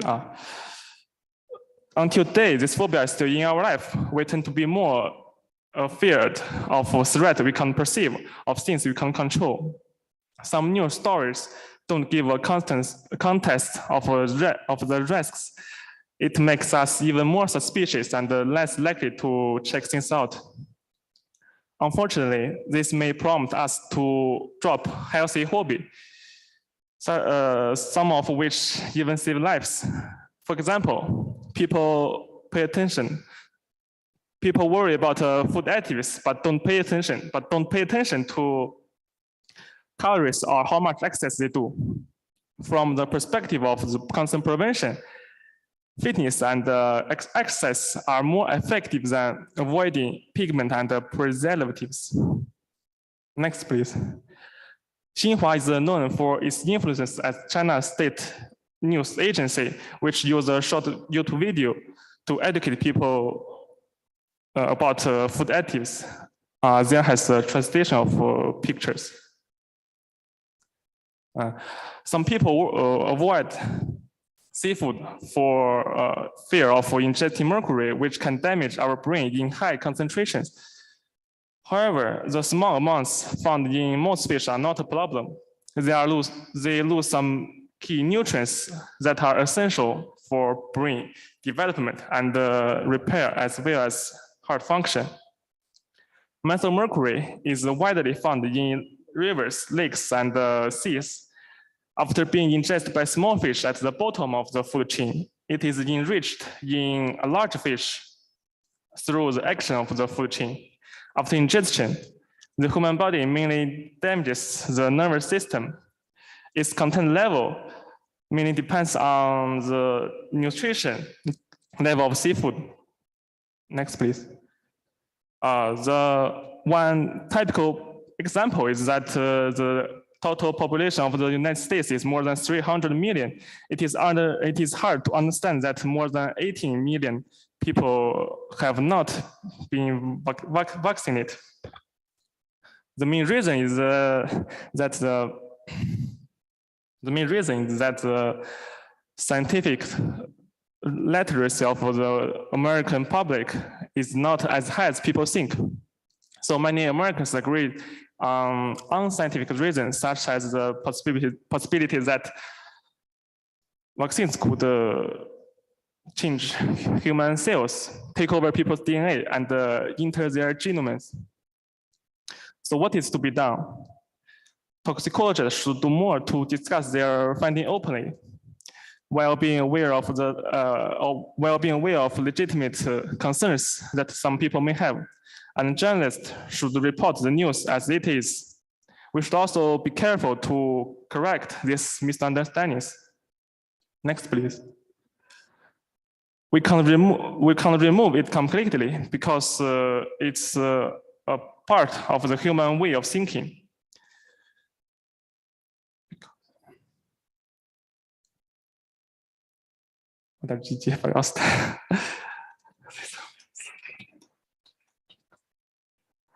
And while it may be bad for us, we should all try to change it as rationally and scientifically as possible. In a sense, chemiophobia is very similar to our childhood fears of monsters coming to our bedrooms. As we grow, our mind grows, but we still worry about unknown dangers that we can see and control. Only through the combined action of knowledge, reason, and emotion can fear be truly overcome. Thanks for your attention. I hope that now you got rid of that irrational fear for another year. Yes, and on this occasion, it's time to ask our speaker questions. Please hurry up a little bit. You have only 3 minutes. I have one question. How can people who are suffering from chemophobia will win this disease, this phobia? What do you think? Can you repeat, please? How can people who are suffering from chemophobia can fight or win this phobia?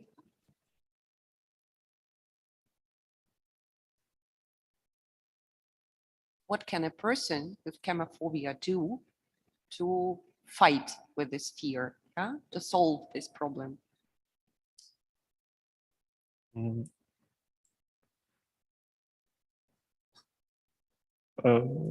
Which you mean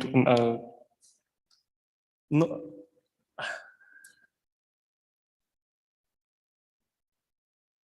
What recommendations or pieces of advice can we give to a person with chemophobia? What recommendations? How can we help a person with chemophobia?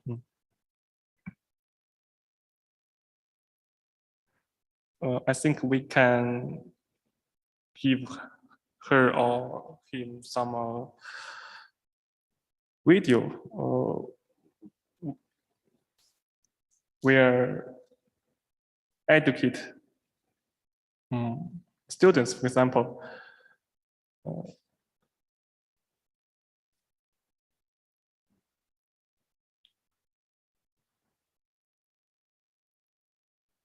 Okay, Как thank you. Palavin? Нет. We'll tell about it in a time break. Yep.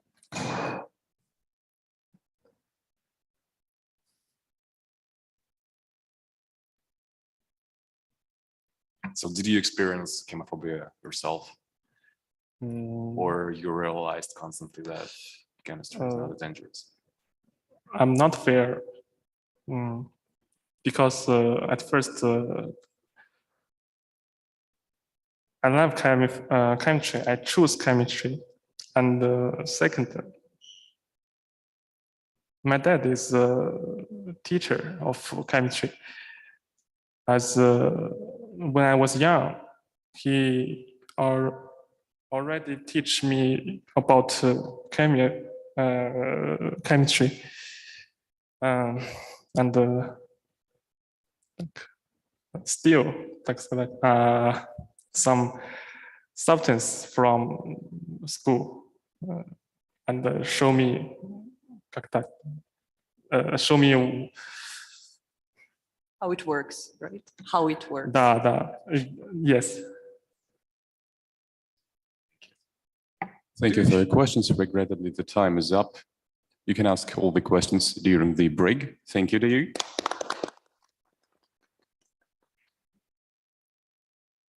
Spring is somehow no hurry to plant trees. Why do you care so much about green trees? Have you looked at chlorophyll for some time or something? What the chlorine lover? Well, you see, chlorophyll is a green pigment that is found in plants, and it has antibacterial and antiviral properties. Today I learned twice as usual. And I have learned that in advance from our kind sponsor, Sologift, of course. But please do not be upset. I think that the next report will please you very, very much. And we kindly welcome Artem Pimenov and Ilya Mikhailichenko with their report, Growing a Chemical Garden, of how inanimate matter describes vital processes.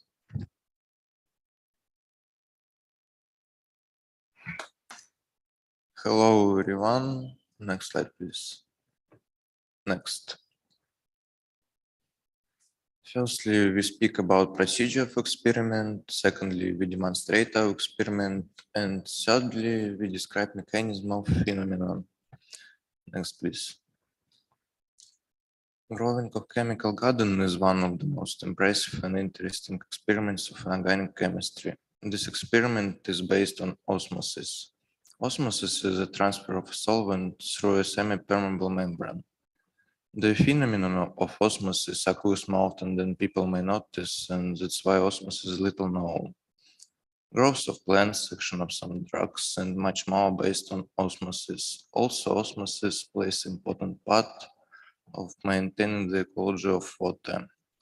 The growing of chemical garden allows us to observe this phenomenon. Next, please. The growing of chemical garden is the experiment that demonstrates us growth of the precipitate of metal salts in the solution of silicate. The precipitation forms structures that looks like trees or posts, and that's why this experiment has this name. Next slide.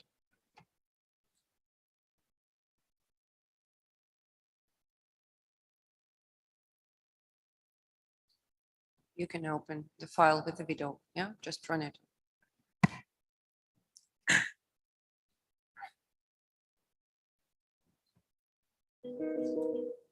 In this experiment, we use silicate glue, two flat-bottomed flask, and some metal salts.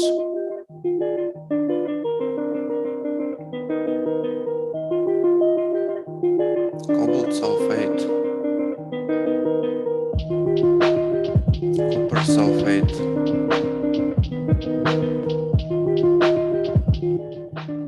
and nickel sulfate.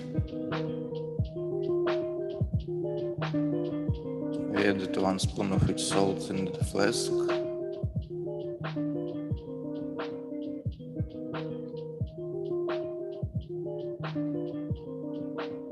In another flask, we mixed deionized water and silicate glue.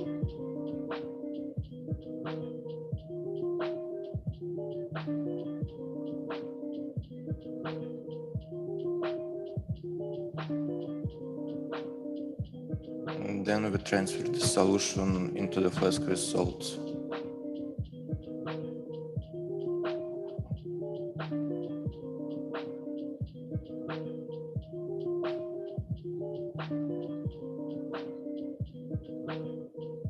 After we did it, crystals started to swell.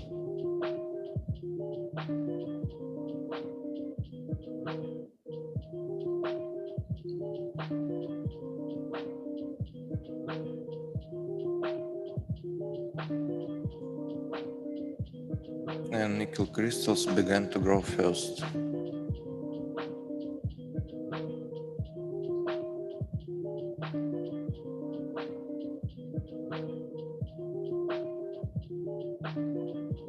After 15 minutes, there was a color change of cobalt crystals from red to blue and faster growth of nickel crystals.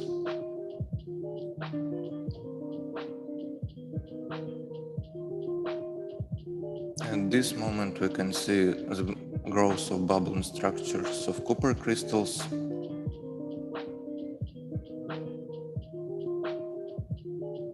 We can see that bubbles are ruptured and liquid flows out from there, which immediately crystallizes. And the next day, we can see tree-like structures that stretched out from the bottom to the top of the solution. It's not visible in this video, but cobalt and copper crystals are blue and nickel crystals are green.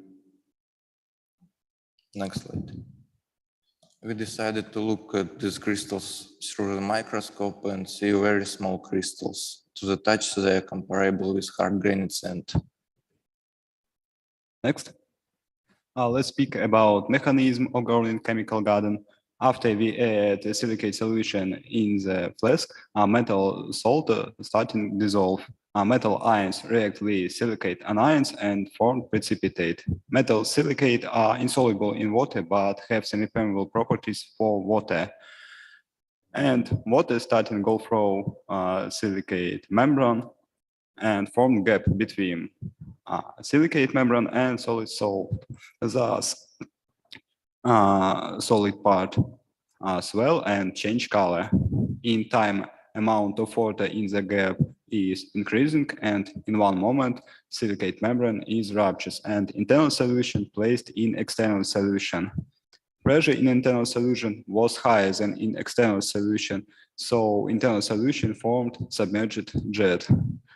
Metals ion in the surface of flow reacts with silicate anions and formed insoluble silicate. Thus, post-like structures is formed.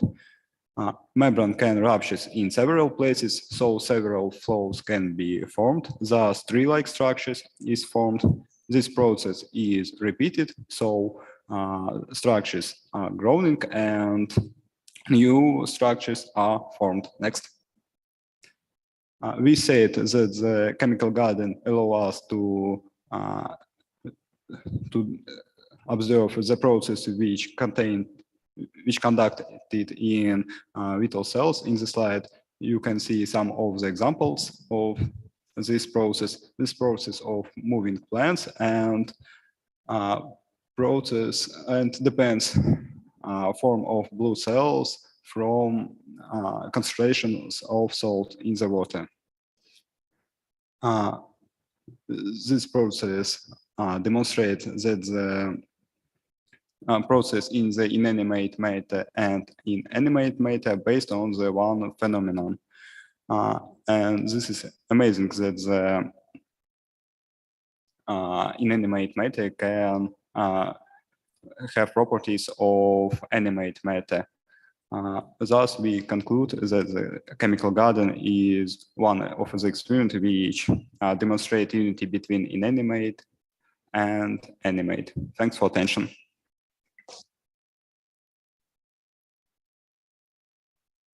Just imagine if we could grow trees as easily with osmosis.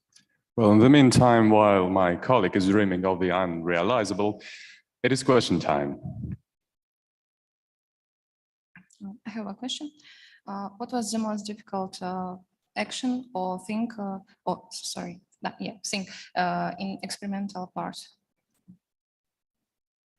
Thanks for question. This experiment is very easy to conduct, and one of the most hard moment was that this experiment is very time consuming.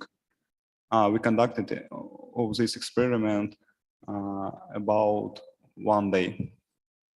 Thank you. I have a question. Are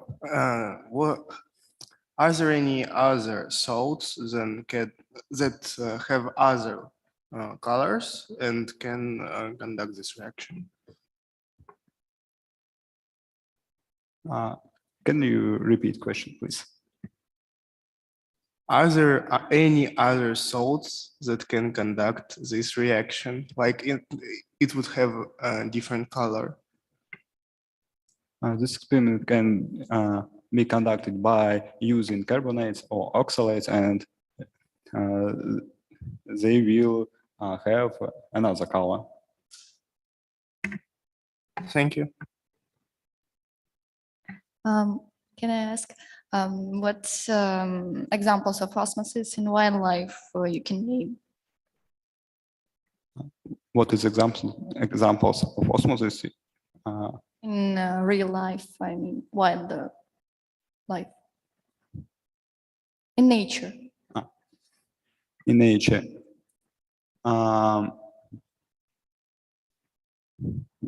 We need time to speak about this. All right. I'm afraid the time is up for the question. Artyom, Ilya, thank you very much for your report. Let them answer. They have the answer. Yeah, so let them. Sorry. This process in nature, this is process of oxidizes iron and formed oxides iron. They formed pulse-like structures too. Thank you. I'm terribly sorry for interrupting you. I just did not hear properly. Well, now, Artyom and Leah, thank you very much for your report and your answers, of course. And on that perfect note, we ended our first section. You are absolutely right, my colleague. And now we can in good conscience announce the 15-minute break. The break zone is located downstairs. Liza Tutikova and Elena Manuilova will kindly walk you there. You can put all used cups in the paper bag at the table. And please remember, no food in the conference hall. It is utterly prohibited, please. So thank you very much.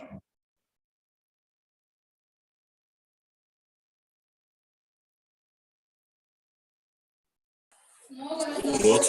Слышно?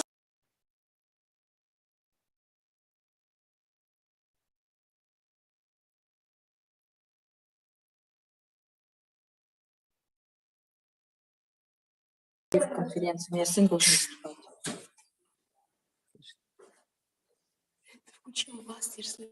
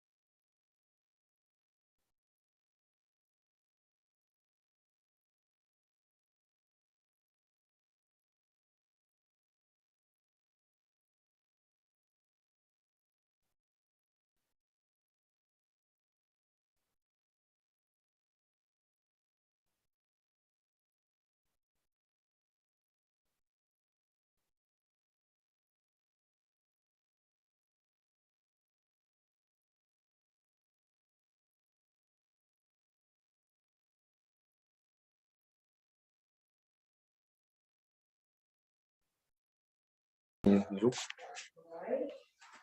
ладно, выйди, сделай выйти. Ну, еще раз зайдешь?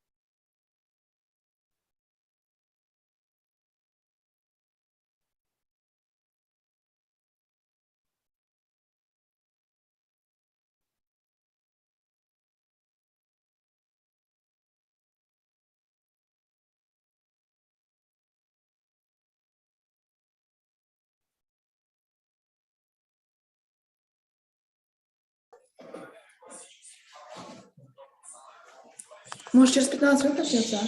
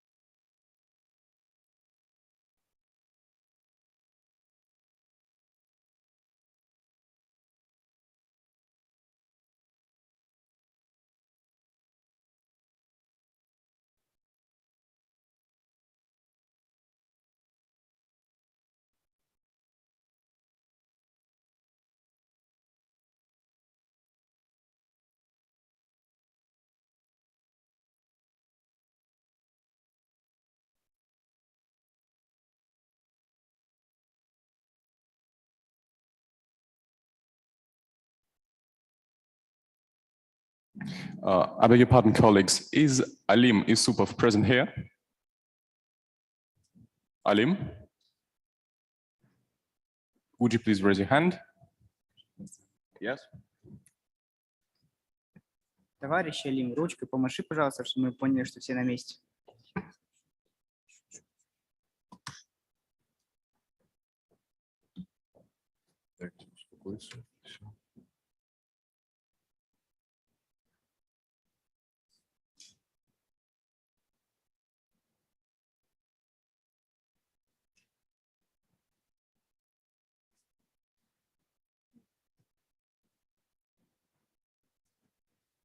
Welcome back, dear participants, spectators, and jury members. By the way, it seems that members of jury have changed. You are absolutely right, and it is our duty to name them. Irina Yelinskaya, TSU Faculty of Foreign Language teacher.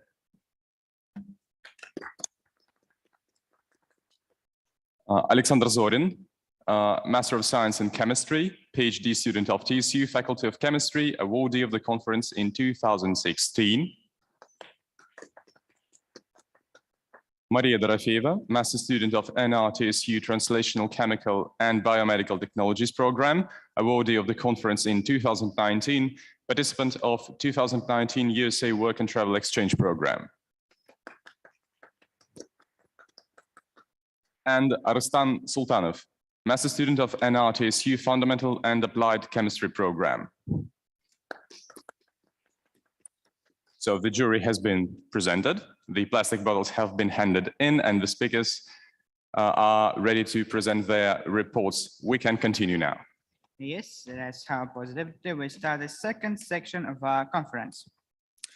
Nickel. Nickel is quite rare in the Earth's crust. It is 100 times more common in the Earth's core, where it is the second most abundant element behind iron. Lanthanum, one of the compounds of lanthanum, its basic acetate behaves like stretch when iodine is added to it. Manganese. Manganese is found in its pure form in nature. Citronium. Zirconium. Zirconium starts with the wrong letter, I suppose. Always misspell these things.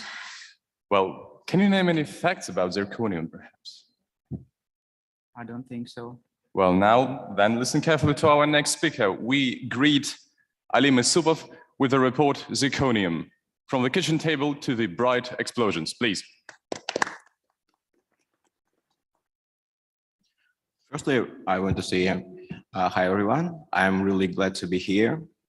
Let's begin. Zirconium is a metal with an interesting history that has found wide application in the modern world. This is due to its unique technological properties. Therefore, the purpose of my speech today is to tell you about this unusual element and surprise you. Opening history. The mineral hyacinth from Ceylon containing zirconium has been known since ancient times as a precious stone because it has beautiful pale yellow-brown color, turning into smoky green and special luster. Hyacinth has considered a type of topaz and ruby, similar to them in their chemical composition. Mineralogist Werner gave the mineral a new name, zircon. At the end of the 18th century, in the 1789, Klaproth fused the zircon powder with a caustic alkali in a silver crucible and dissolved the alloy in the sulfuric acid. By isolating silicic acid and iron from their solution, he obtained the salt crystals and then zirconium oxide. Impure metallic zircon first time was obtained by Berzelius in 1824. Pure zirconium was isolated only in 1814. To begin with, I'd like to draw your attention to the structure and physical properties of zirconium. Zirconium exists in two allotropic modifications. Alpha zirconium has a magnesium type of hexagonal lattice. Beta zirconium has a cubic volume centrate iron type lattice. You can see this in the slide. Zirconium resembles steel. It belongs to the number of refractory elements included in the fourth and fifth group of periodic table. The metal is characterized by high crystal lattice strain, which determines the increased density, melting point, and the resistance of corrosion. Pure metal is malleable to amenable for pressure matching. The physical and especially mechanical properties of zirconium strongly depend on the purity. A characteristic property is the ability to dissolve oxygen, hydrogen, nitrogen, and the carbon. Impurities of these elements make zirconium brittle. Currently, zirconium is widely used in the various industries, for example, in ferrous metallurgy and non-ferrous metallurgy. Zirconium is used in various fields. Among them are the household sector, medicine, the nuclear industry, and the production of ceramic products. Due to its technological properties, it's widely used in electrical and mechanical engineering. It is also used in the ligature. In addition, zirconium is a valuable alloying element entered into the same grades of armor and gun steel, corrosion resistant and heat resistant steels. It is also a good deoxidizer and deazotator and is more efficient than manganese, silicium, and titanium. Zirconium has a very thin thermal neutron capture cross-section and a high melting point. Therefore, hafnium-free metal, zirconium, and its alloys are used in the nuclear power industry for the manufacture of fuel elements, fuel assemblies, and other structures of nuclear reactors. Now let's move on to the application of zirconium in medicine. Zirconium has a high resistance to biological media and excellent biocompatibility, so it is used for creating bone, joint prostheses, and dental implants, as well as for surgical instruments. It is also used for restoring the structures of tissues, bone fusion, and for rapid healing for postoperative incisions. Zirconium is very popular in neurosurgery. Special threads, screws, clamps, and staples are made from it. No facial nerve surgery is performed without the use of zirconium. However, if you want to touch zirconium with your open hands, it is not necessary to be a surgeon. You just need to go to your own kitchen. Ceramic dishes now are very popular, and the main component of these products is the zirconium dioxide. So let's talk about ceramics based on the zirconium dioxides. This compound can exist in three modifications: monoclinic, tetragonal, and cubic. Stable on the monoclinic modification, but it is less durable than the others. The transition from the monoclinic to tetragonal phase follows the Martinistic mechanism and is accompanied by a volume decrease of up to 5%. To obtain a tetragonal modification of zirconium dioxide, it is necessary to stabilize it. Common stabilizer in this way is magnesium oxide. The stabilizers also prevent tetragonal zirconium dioxide particles from growing, and as a result, we have a stable tetragonal structure. Stabilized zirconium dioxide has a high strength, good corrosion, and erosion resistance. A special feature of this ceramics is the effect of transformation hardering, the control of polymorphic transformation to monoclinic transformation zirconium dioxide. Now we have moved to the most interesting part of this of zirconium applications, pyrotechnics. We all love fireworks, but few of us know how important role zirconium plays in their production. This metal plays a significant role in the production of fireworks. Zirconium has the ability to burn in oxygen with almost no smoke at a high rate. Zirconium powders having a low ignition temperature and a high composition rate are used as an igniter in mixtures or detonator capsules, as well as in mixtures for flash bulbs. In mixtures with oxide, zirconium powders form smokeless powder. At the same time, the highest temperature for metal fuse. Due to the high temperature, the resultant zirconium dioxide emits in a significant amount of light, which is very widely used in pyrotechnics. The production of chemical light sources in the way the zirconium alloys are more often used because give a scale illumination flux. So, those we have learned about such unusual metal as zirconium and its outstanding applications. I hope everyone was interested and everyone learned something new. Thanks for attention, and if you have any questions, I'd be pleased to answer them.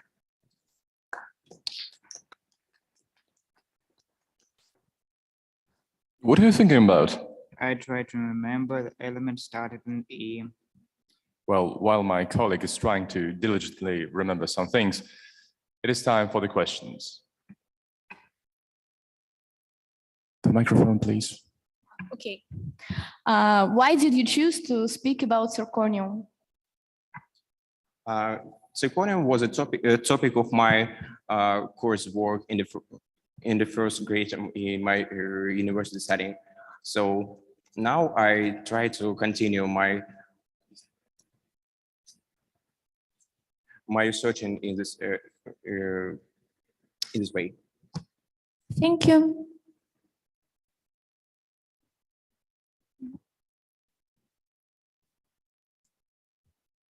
Any more questions, perhaps?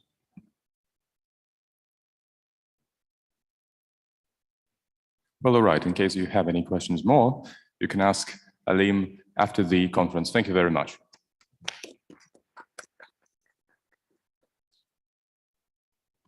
European. Oh, fantastic. You remember it. Yeah. Speaking of fantastic, do you like crime films? What about it? Well, fantasy is a genre and crime film is a genre. Well, all right, but what does it have to do with crime films? Just wondering how patents are fought. Reminds me of Van Gogh Sherlock Starry Sky series. Well, I think our next speaker will be able to answer these questions and many, many more. And then we introduce her, Yulia Mukhnurova, and the topic Chemistry and Arts.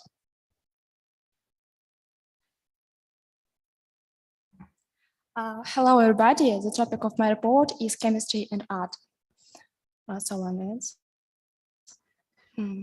Chemistry and art are often thought of as polar opposites, whilst chemistry is seen as being creative, expressive, and fluid. Chemistry is analytical, precise, and stat. But there is, in fact, a significant crossover between the two subjects. Whilst visiting museum or art gallery, we can easily forget that a lot of science lies their exhibits. When it comes to cleaning, consorting, restoring,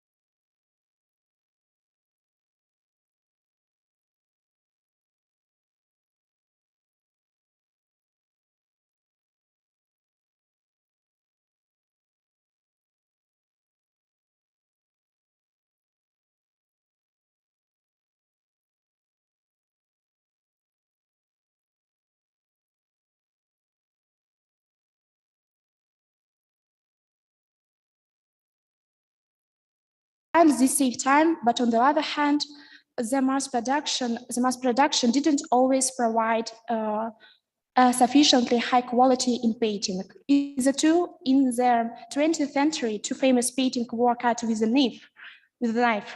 But then what canvases were restored. There was a painting, Ivan the Terrible and his son Ivan by Repin, and Venus with a Mirror by Diego Velázquez. During the restoration, it turned out that the paint from Repin's painting was peeling off not only where the knife had paste, but also in those places where the criminal touched the painting with his hand, as the paint for Velázquez's painting didn't peel off at all. This can be explained by the different quality in canvases. The great Spanish artist of the 20th century prints the canvases himself according to his own recipe, whereas Repin bought ready-made canvases. Therefore, many paintings require restoration. The history of art restoration is almost as long as history of art itself. Michelangelo's Sixtine Chapel fresco was first restored in the middle 16th century, only decades after being painted. What damage had caused a white nitrogen patate scales, which was treated, was rinsed in the walnut oil. But such cosmetic solution were sticking plaster and lacked scientific understanding. But the first step is cleaning. Cleaning aims to restore artworks, but is not always simple and sometimes controversial.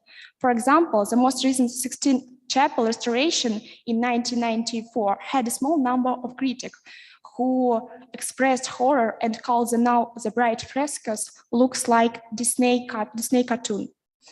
How an artwork is cleaned will depend on the nature of the material to be removed. With painting, a variety of organic solvents are used, but the most common solvent is water, often with halating reagent and surfactant or salt to control pH.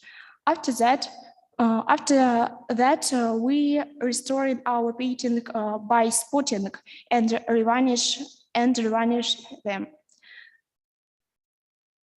How do chemists difference or break from the original?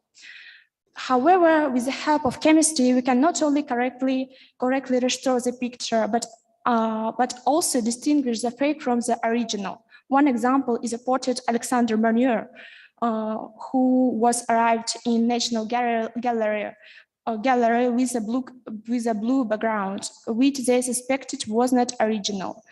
So various chemical techniques were used to prove that the color, the blue pigment, was Prussian blue, which hadn't been discovered until 300 years after the painting had been originally painted. For distinguish, first of all, piece of painting is put into liquid polyurethane, and after that it is polymerized and cut. If there is any sign of eggs, white, milk, gasium, gelatin, or beeswax, that means that our painting was painted by a ancient master. Many of the masterpieces have come down to form time emerald in the still delight us, and some have been lost due to the fragility of materials. So achieve the best quality of your art needs to be not only an artist, but also a chemist. Thank you for listening.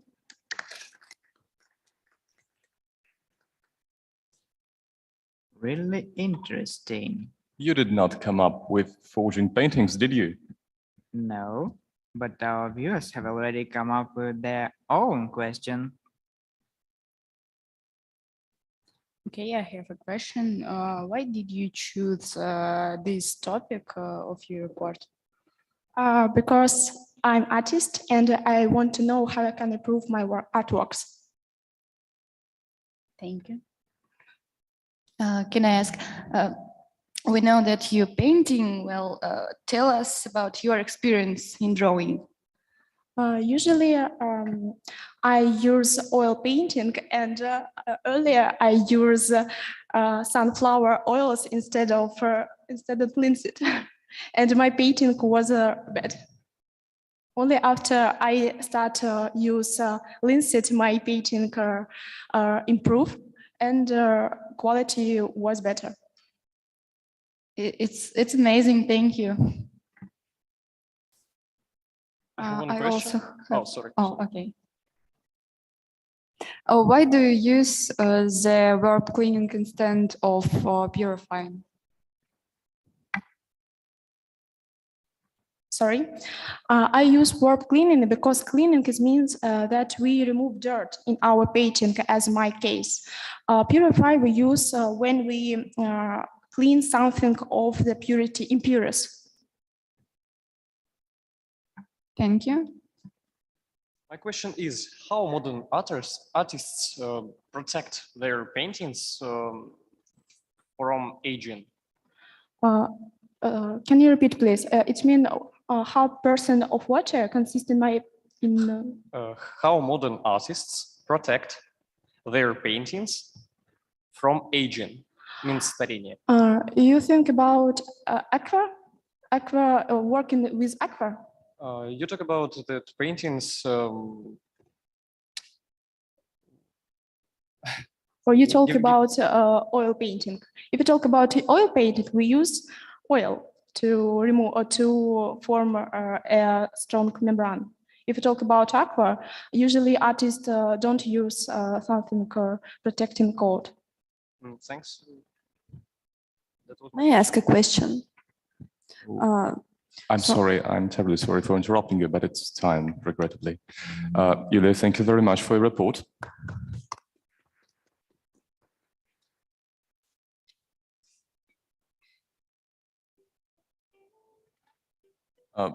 How did you move so suddenly from one form of art to another? Yes. By the way, do you know what the strings are made of? Absolutely not of the natural raw, I think. That is absolutely right, because natural raw materials are materials that can be obtained during the processing of the plants and their substances. Thank you for the information, Mr. Seller Gift. And what a musical instrument made of then? Wood? Which wood? That is a great question for the next speech, and let us introduce the speakers, Irina Zubovskaya and Yaroslava Razumova, with their report, Polymers and Materials in Music, How to Make Your Guitar Sound Better.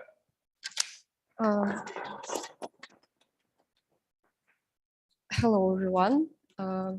Today, we would like to tell you how to make your guitar sound better. Before we start, here you can see specific terms which you can hear in our presentation. There are varnish, resin, explosive, polish, and flex. In our message, we would like to tell you about different types of guitars coatings. Then we are going to speak about what kind of properties they have according to their chemical composition. And then we will compare the most applied coatings with their pros and cons. As you know, all kinds of musical instruments are glazed by varnish and other materials. This time might sound a little boring until you Google something like electric guitar. There are many pictures of guitars that look so pretty and have different extraordinary colors.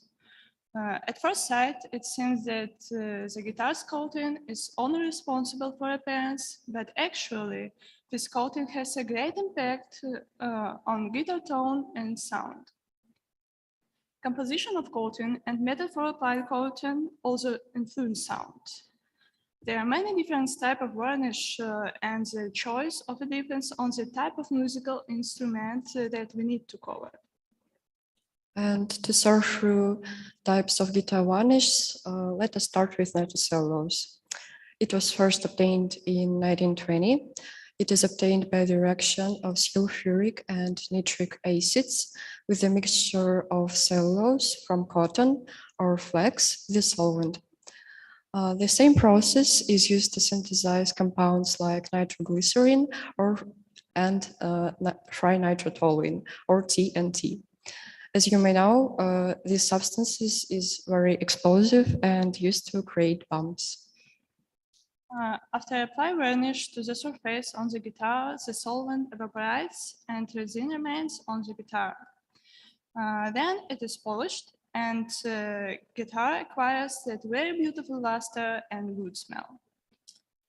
Also, nitrocellulose has other properties that add to the sound. For example, this type of coating is easy to recover. If the guitar has chips and scratches, they can be easily fixed. Nitrocellulose doesn't dry for a long time, it is less rough and does not tighten the wood unlike other coatings. And these properties have a good impact on the resonance of your guitar. Odor for sound it is a plus, but for reliability it is minus. For example, the coating might wear out. You must have the guitar with marks from the right hand on the body, where the hand usually falls when you play. This happens because nitrocellulose react with faults more strongly than other coatings. And many guitarists believe that scars and marks decorate your guitar because it means that you play and practice a lot. But in general, all cracks in varnish are formed by sharp temperature differences because the expansion and compression of wood fibers under varnish. Polyurethanes are defined as a group of polymers that relate to synthetic elasticity materials. It became especially popular in the last 20 years. This type of varnish proves itself both as reliable materials and as shiny color. Resin in this varnish is synthetic and it has no smell when solvent vaporizes. Polyurethane coatings are resistant to scratch and friction. And generally, this type of coating retains its shining and attractive look for a long time. If you like that your guitar always glows like a brand new, this type of coating is for you. And unlike nitrocellulose varnish guitars with this type of coating never get old on the outside. Polyurethane also dries faster, but other polyurethane is applied with a thick layer. Today, large companies use ultraviolet lamps to dry varnish.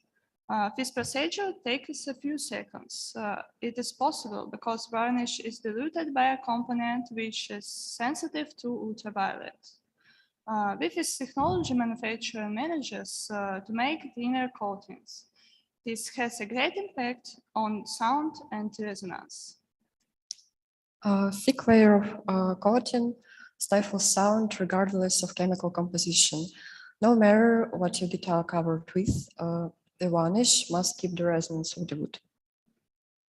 You can hear it especially on unplugged electric guitars.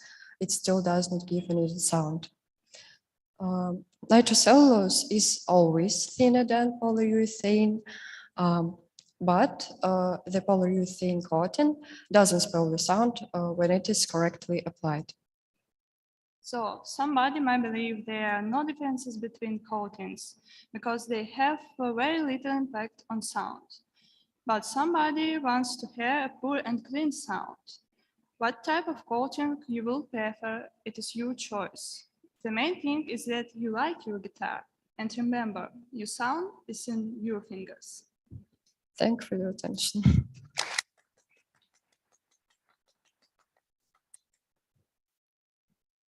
And now I know what musical instruments are made of. Well, if you have no more questions to ask, we shall give this privilege to the audience, I suppose. I have a question. Have you ever tried the compounds that you told us about for your own guitar? And please describe which one. Thank you. I think that Yaroslava has answered this question because she has her own electric guitar.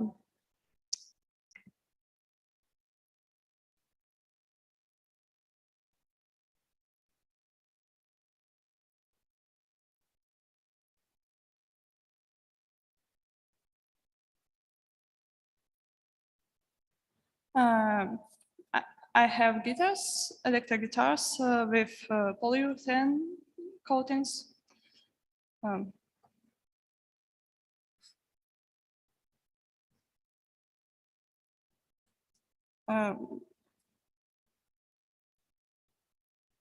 use polyurethane coatings, it is less expensive, but I would like to use nitrocellulose. Okay, thank you.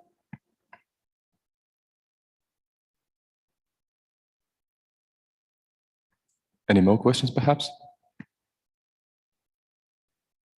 All right. Anyway, Irina and Yaroslava, thank you for your answers and your report.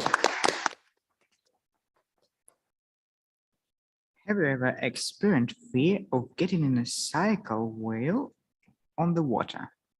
Well, perhaps you meant something like whirlpool. Oh yeah, and it's a cycle? Well, usually this word is used in combination with something that circulates in some systems, perhaps nature. Like water or carbon? Well, not only. And for more enlightenment, we would like to introduce the next speaker, Tatiana Terentieva, with her report, The Journey of Chemical Elements in Plants. Please.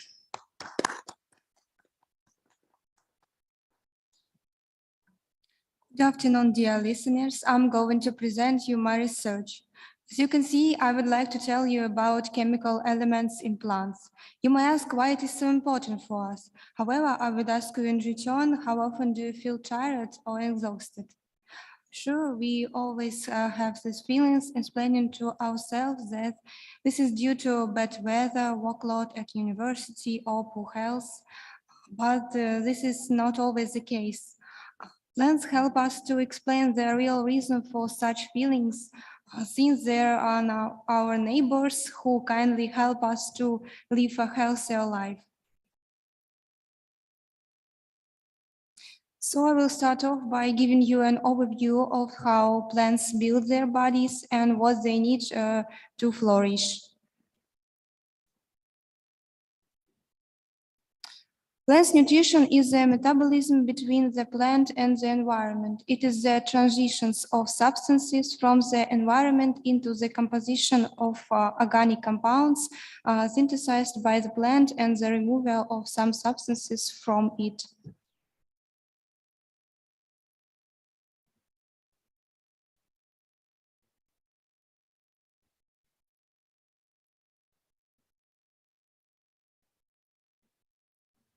Plants require several different chemical elements, compounds, and conditions in order to flourish.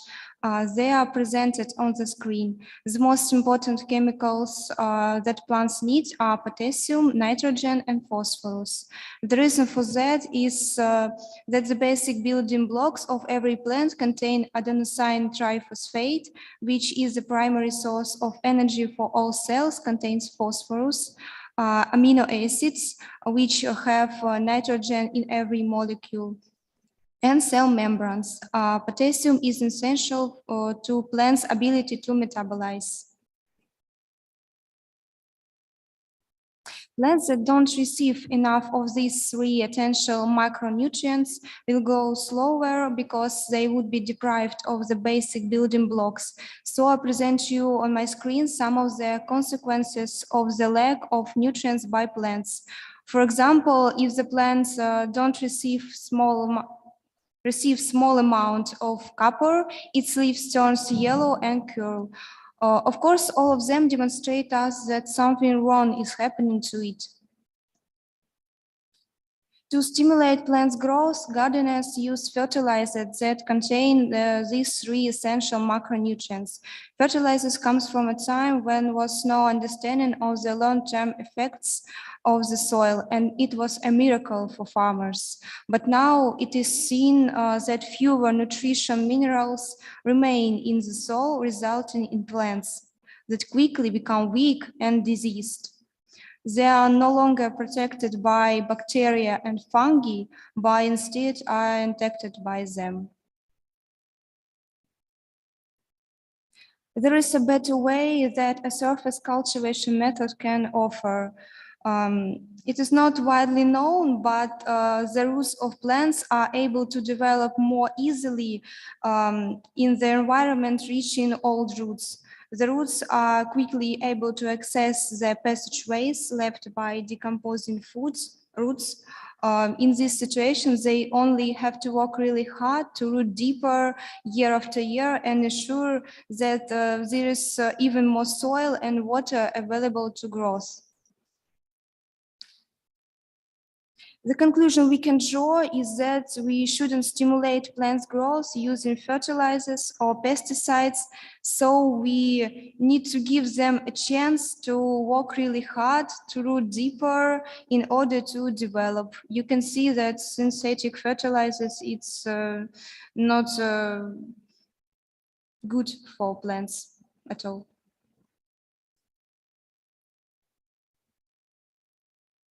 Let's continue with the practical part to figure out how to determine the chemical elements settle and accumulate in a particular region and which gradually go to travel to other regions. We collected samples of soils, berries, and plants from the same region. The analysis of the studied objects was carried out by atomic spectroscopy.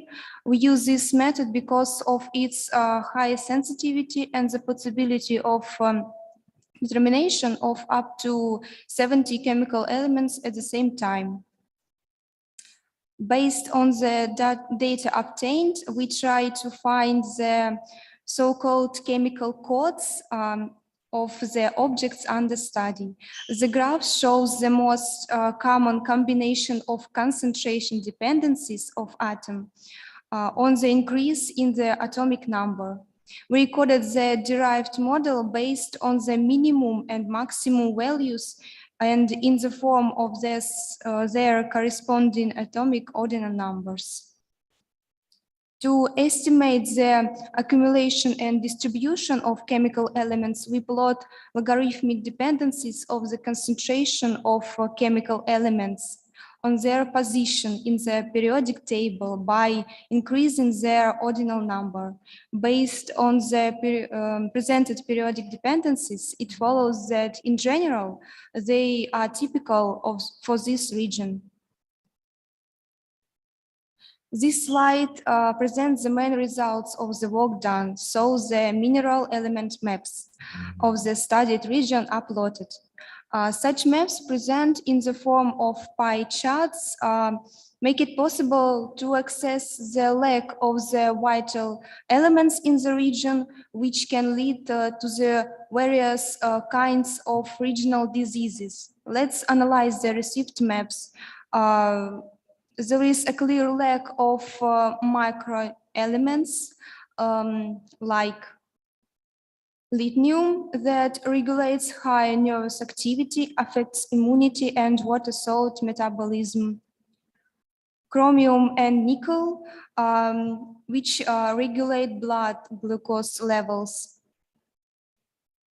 And finally, copper that participates in protein synthesis, fat conversion, and stimulates growth. The conclusion we can draw is that chemical elements are important for the vital activity of both plants and people, so that the lack of any chemical element slows down their development. But we should pay attention at that any area doesn't contain all chemical elements in sufficient quantities. So the soil plants need to be stimulated using the surface cultivation method, for example, and people need to take the appropriate vitamins. Thank you for your attention. If there are any questions, I will do my best to answer them.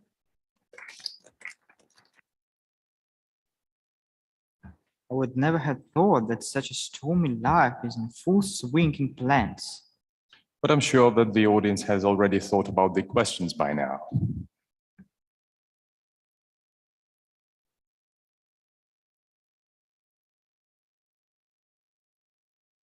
Okay, I have a question. I just want to check if I understand it right.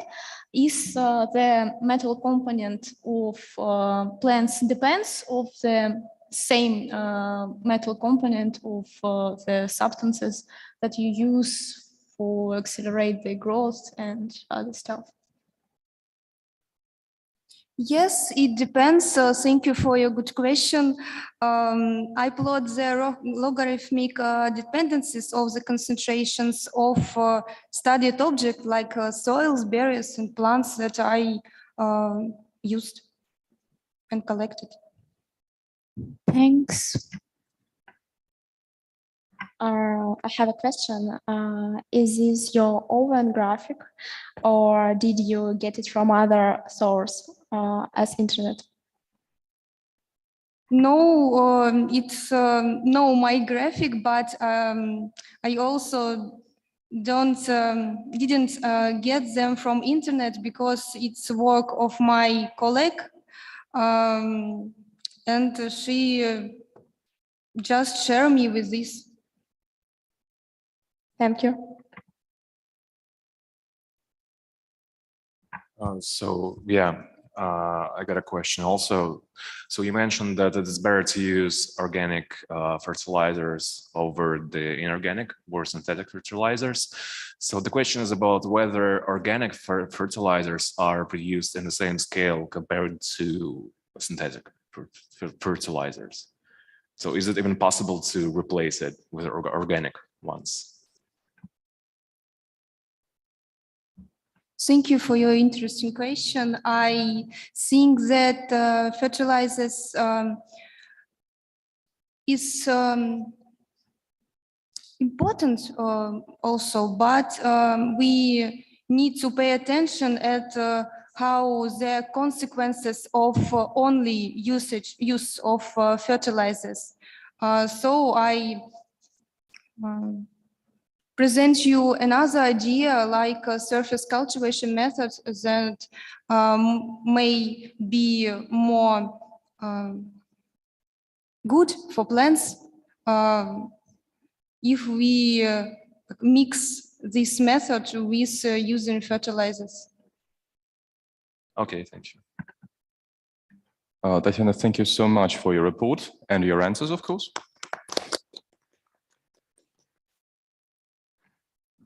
My head is spinning.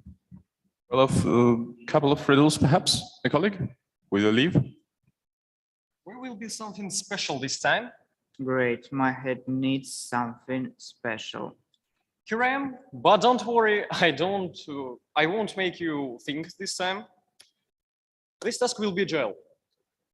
Is somebody still alive? I need 4 volunteers. Who to be a volunteer?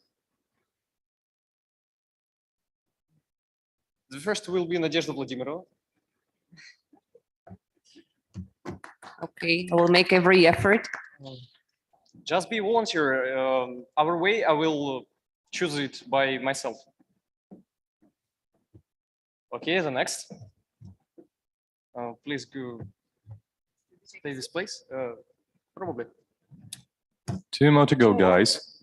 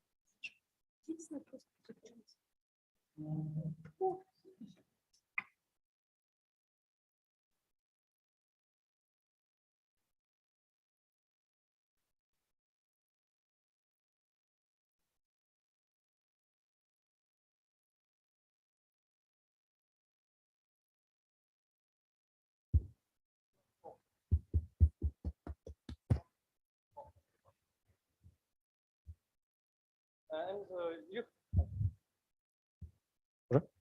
you have 20 seconds to introduce your presentation, and the audience have 40 seconds to guess what is it. So, time is start.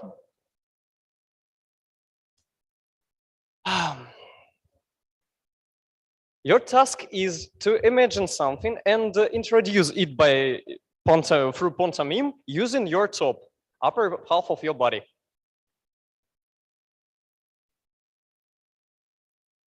Time is start.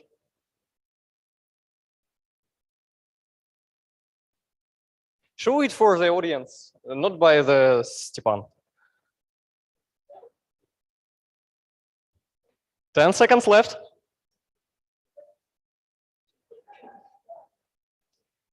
I said show it to the audience.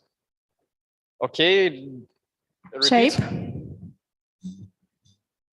Maybe figure.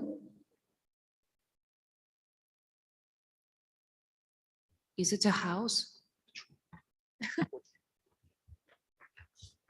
So very good. And the second task is remember or come up with any paradox, and the audience will rate by voting. We will get up from their chairs. Both of you should remember or come up with, means придумать, any paradox and introduce it to the audience. For example, this sentence is lie. If it's lie, it's true. If it's true, it's lie.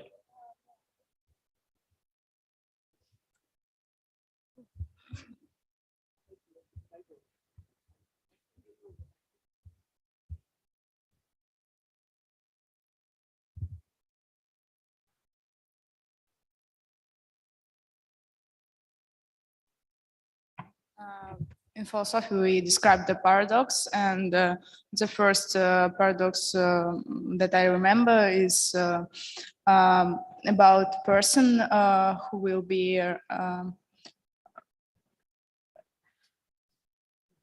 person who cut the hair. Hairdresser. Hairdresser, yeah. He cut the other people, and the question will be if this person cut himself, it will be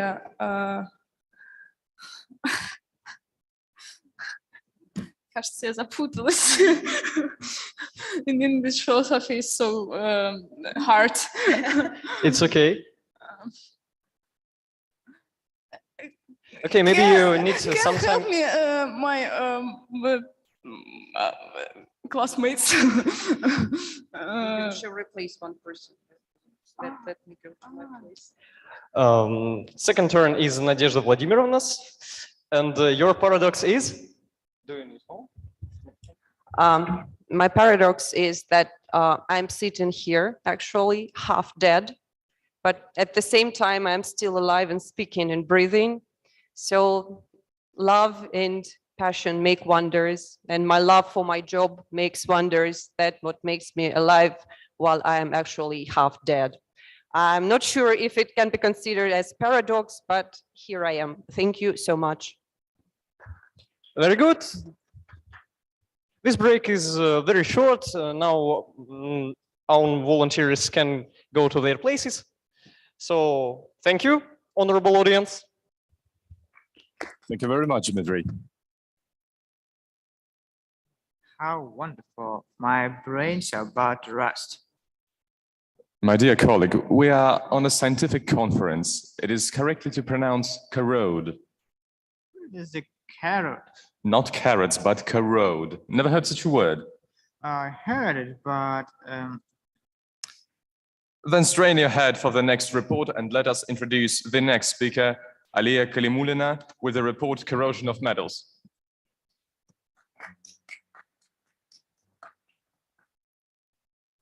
Good afternoon, dear listeners. Let's begin. Nowadays, corrosion is an actual problem that can be solved by using various technologies. Corrosion is a spontaneous process of metal destruction of structure and alloys as a result of interaction with the environment. The corrosion process is influenced by many factors.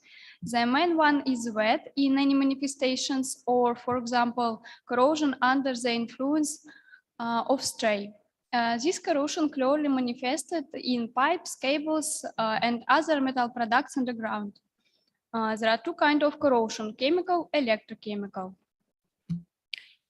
There are such corrosion protection technologies: galvanization, hot dip galvanizing, cold dip galvanizing, and thermodiffusion galvanizing.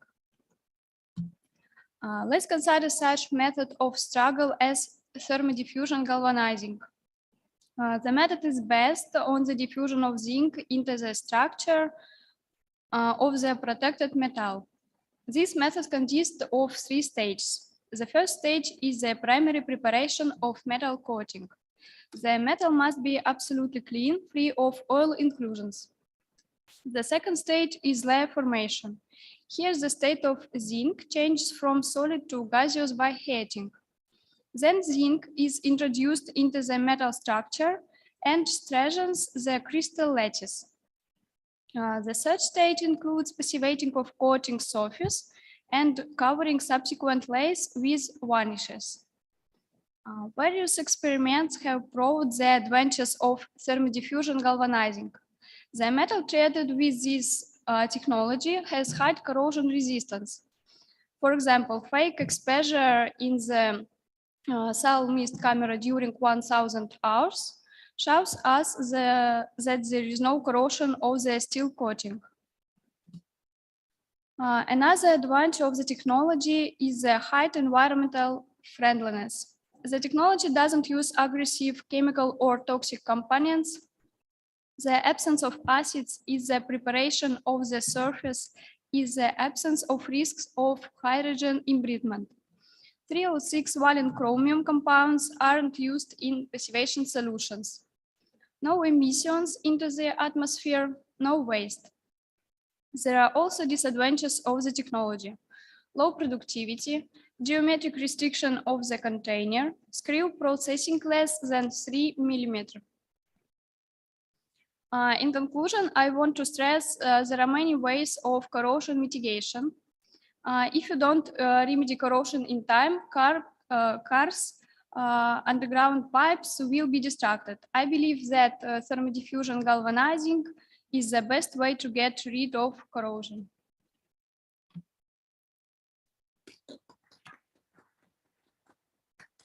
So what are your brains doing now? They absolutely don't care it. Well, while we are looking inside the Maxim's brain, I think it is question time now. I have a question. Is your current presentation related with your coursework?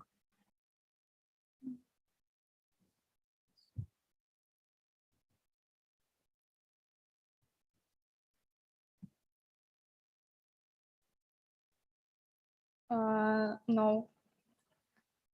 Okay, thank you.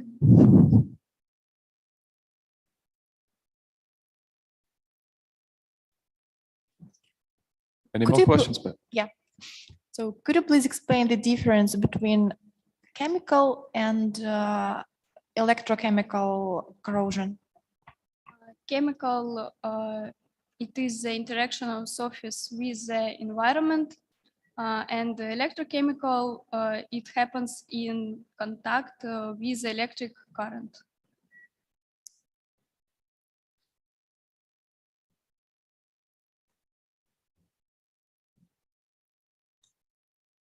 Well, if there is no questions left, then we thank Alia for her report.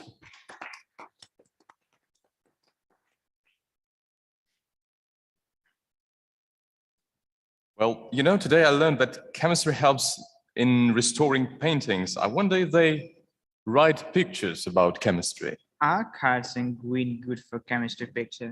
There are also such a backlight chemist, for example. No, it's not the high art, I suppose. But it looks like we will have to turn to the following speakers to find out this gentle connection. And therefore, we introduce them. Elena Shulgina and Nadezhda with the report Chemistry and Visual Arts, Nuclear Mystical Science. Hello, everyone. Knowledge of chemistry is applied not in science such as medicine, physics, and biology, but arts such as architecture and literature.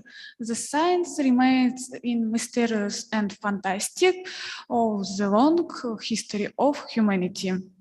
Many writers and artists included this feature in the work. Like an artist, a chemist reflects in matter the fruits of your imagination. Stone, sounds, words become a work of art only under the influence of the sculptor, composer, or writer.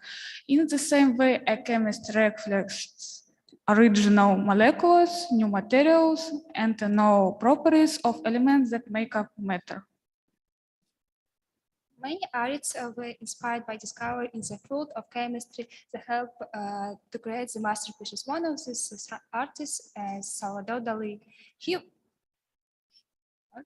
also showed by the new of discovery and description DNA that patent a famous paint complex name you can see in the slide. Since this name is difficult to pronounce, this picture has a second name, dedication, and quick to Watson. It is named after this. It is named after the scientist who discovered DNA in 1853. First, we can see is artist's wife, who is his muse. On the right, the cubes of death are depicted going into perspective, and each is formed by 4 Arabic arrows. Inside each group of deaths, the rifles are aimed at each other hits. So if one of them fires, it will trigger the reaction of the other 3. Finally, they will shoot, killing each other. According to Dali, these cubes also represent the cubic structure of one of the most famous substances, sodium chloride. However, the crystal structure of sodium chloride is cubic, fully centered, and not cubic, primitive, so there is a scientific mistake. In the upper left corner, Dali depicted the prophet acid scroll, which name of patent is the patent. Nearby is also the holy sprite is who depicted is a patron, the man's ascending method and hope for the best. Salvador Dali said the double helix is the only structure that connects people which gap. This paint is the Salvador Dali Museum's Petersburg, Florida. This painting was created with oil. The composition of oil paints included 2 main components, pigment and drying oil. Pigment is a coloring substance obtained from finely ground mineral flour, which gives the paint a certain color. Cadmium yellow pigments are compounded with cadmium sulfate with zinc sulfate. The color of yellow cadmium paints depends on the proportion of cadmium sulfate to zinc sulfate. The paints have by purity and intensity. The properties of cadmium yellow paints that they transform to black when mixed with lead based paints. The change in color of mixtures which paints contain iron oxides and mixtures blue pigments. Cadmium makes it possible to obtain a spectrum of beautiful green shades after drink. They do not change the original color, have a high coloring potential. Cadmium yellow paints light is recommended to delete it, which not are. While fatness of cadmium yellow paints increases with the transition from white to dark shades. Cadmium yellow paints will not change in color under the influence of hydrogen sulfide and sulfur dioxide gases. Cadmium paints have been now since 1812-9. Drying oil forms substance created on the basis of vegetable oil subject to heat treatment. Natural drying oil is more expensive material, which also affects the cost of the final product. Chemistry is amazing science. Today it has taken an important place not only in science, but also in art. Many artists receive inspiration, write these painting, books, and musics. If you think about it, artist workshop and chemical laboratory, for example, paints a polymetal chemicals composition. All the tools needed are to create paintings to create it with the help of chemistry. Thank you. Well, you know, I suspected the existence of such plots, but But you should slow down and let the audience ask questions first. So thank you so much for your presentation. I have a question. So today we found out that Yulia is an artist. What about you? Are you interested in drawing, painting? So it will be very interesting to find out.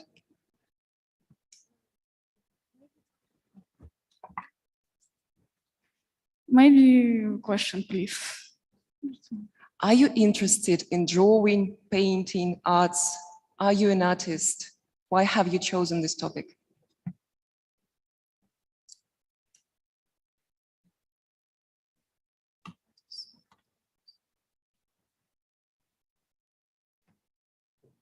Alina, do you understand why? Yeah, why this topic? Right? Why drawing? Do you like drawing? Рисовать. Because and like in art is music, books, и chemistry always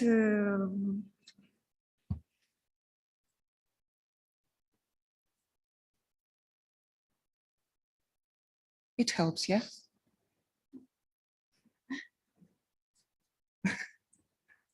Thank you so much for your answer.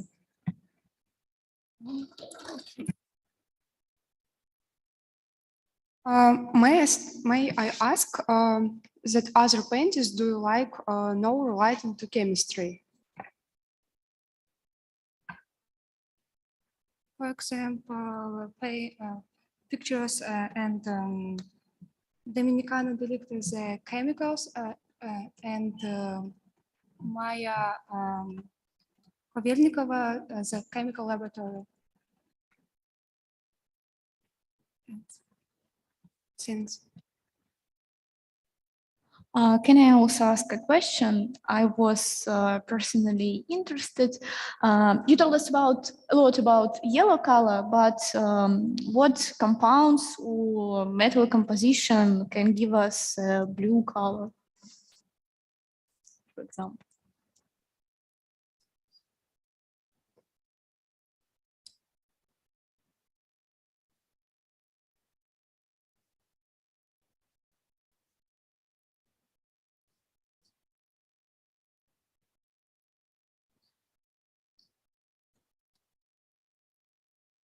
would you please repeat your question once more?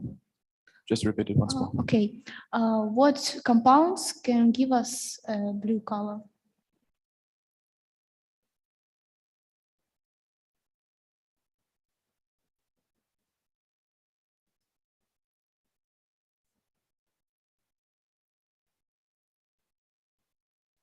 Well, in case we are experiencing some troubles with answering this question, I think it can be answered just after the conference, if that is suitable for you, of course.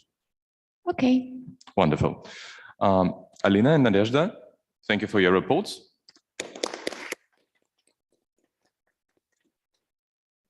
What interesting targeted advertising I have by the end of the conference? Well, probably about chemistry. Well, no, advertising chemistry is so dangerous, especially with our society. You tell them something useful, some use properties, and they what? They're scared. They say there is no nature left. They already advertise only one chemistry.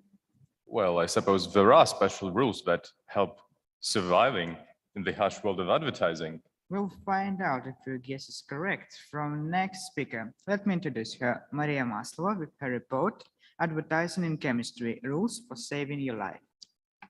Hello, everyone.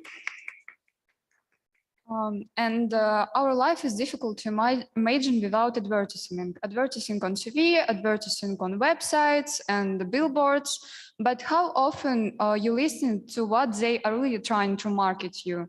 How to choose the best product from everything offered on the market? How to detect liars and cheaters?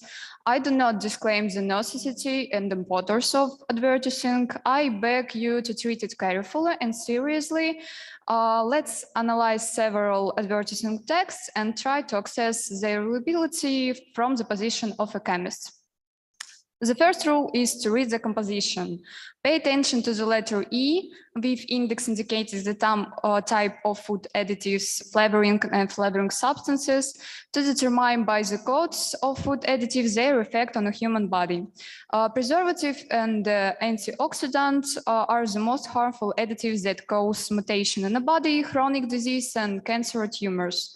And in USA, Canada, Germany, England, and France, they have already started talking about the fact that consumption of preservative in large quantities stops the decomposition of body after death. Formaldehyde E240 has the most harmful effect on the body. Prohibited as particularly dangerous substances are also among the dyes E121, E123, found in sodas and drink varieties of ice cream. List of dangerous and prohibited additives you can see on the slide. The second rule is to understand basic chemical processes. For example, take an advertisement. Gum with xylitol and carbamide is a double protectant against cavities. Let's analyze this statement. The destruction of tooth enamel can with some prevented by neutralized lactic acid formed in oral cavity with some substances that is safe for a body. In this case, this role is performed by urea or carbonic acid amide or carbamide. Carbamide to hydrolyze with form ammonia hydroxide and ammonia hydroxide to neutralize lactic acid. Xylitol is a sweet taste substance used as sugar substitute for diabetic patient, but is chemical natural. Xylitol is 5-atom alcohol. It is added to chewing gum to give a sweet taste. That is better to pay attention to the presence of carbamide in the composition of gum. The third rule is to identify the harm and benefit of a product. Lay's chips, taste and quality are guaranteed. It is impossible to resist. Try it. They seem to have just been cooked.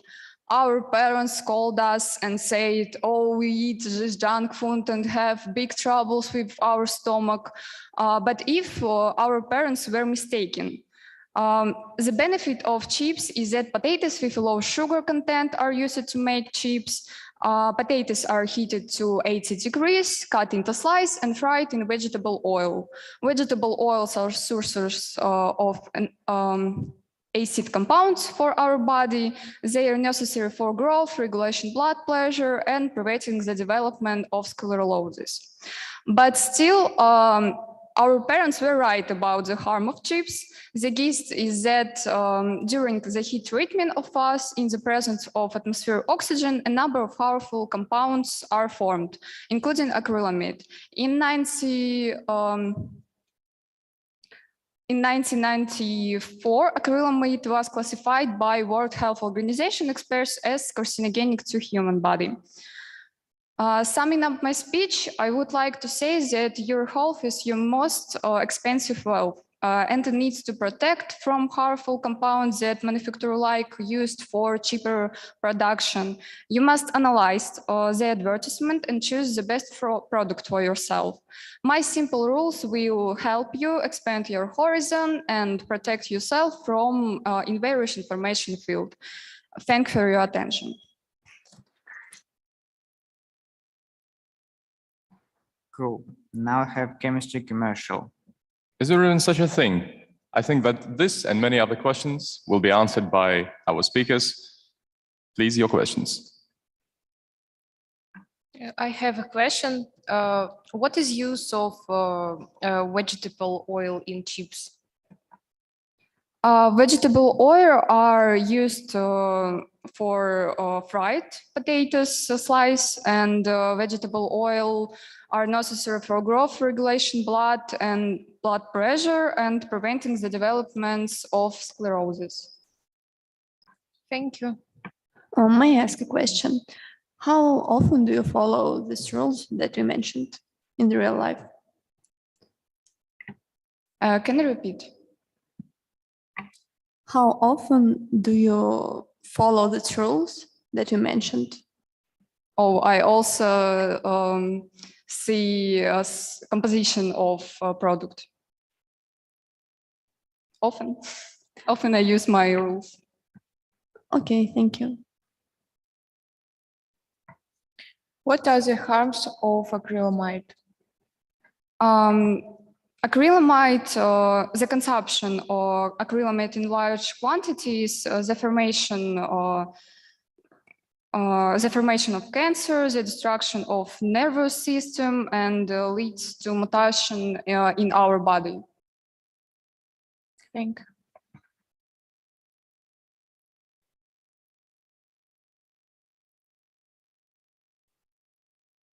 So no other questions, right? Great. So Maria, thank you for your report and answer for the questions. And on this social note, we think that we can close the general discussion of this conference. That's right. We hasten to remind you that we are starting the voting for the best report, where the winner will receive the audience award. Thank you, ladies and gentlemen. Now we would like to ask the experts to make the decision regarding the winners, and we will meet again in 15 minutes. Thank you very much.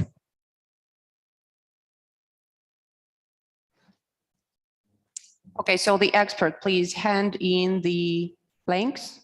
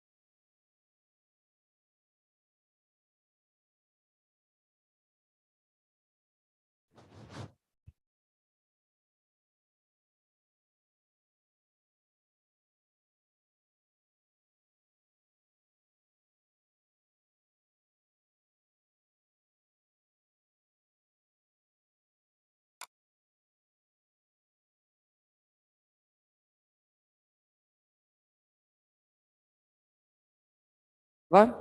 Раз, два.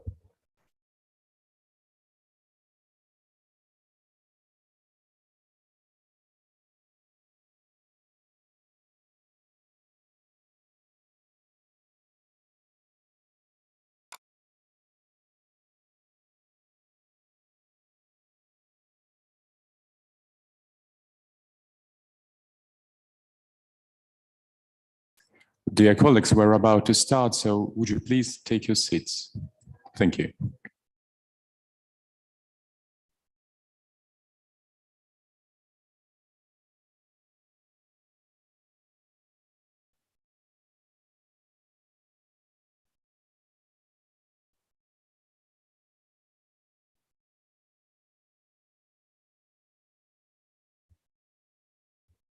So, ladies and gentlemen, the jury has selected 6 winners, 3 winners in each section.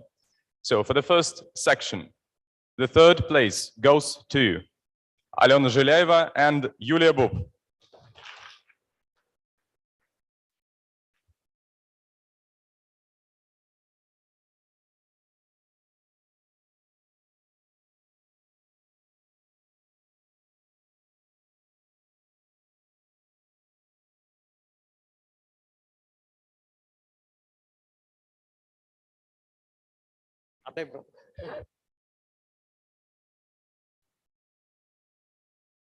Right. So the first section, the 2nd place goes to Svetlana Bukalova.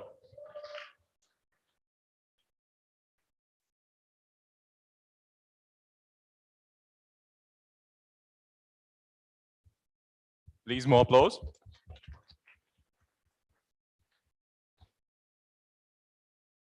And the 1st place goes to Diana Ponizovnaya.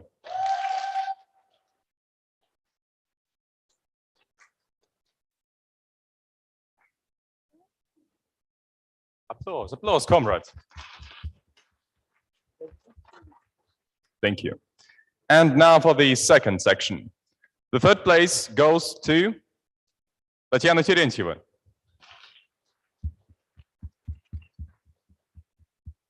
Come on, come on, come on.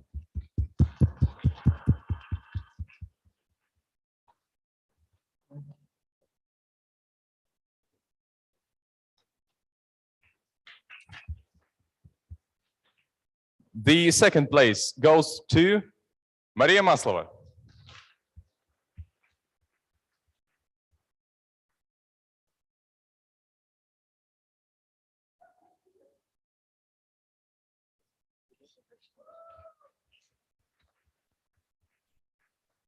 And the 1st place goes to Yulia Mukhnurova.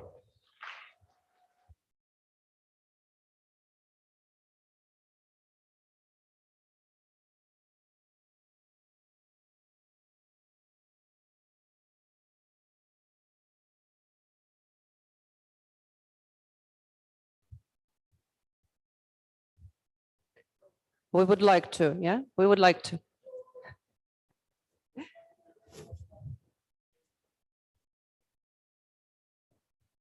We would like to wholeheartedly thank you for participating in this conference. The awardees of the Audience Award will be chosen during the voting that will take place from 1 p.m. Well, it is going right now, I suppose, until 2 p.m. Thank you, everybody, for being present at our conference today. And we hope to see you again in a year. Until next time. Thank you. Я еще немножко украду вашего внимания. Я хотела бы перейти, во-первых, на русский язык. Я надеюсь, что вы мне простите эту вольность маленькую. Я очень-очень рада, что у нас все состоялось на практически высочайшем уровне, учитывая, что мы 2 года не делали офлайн очных мероприятий.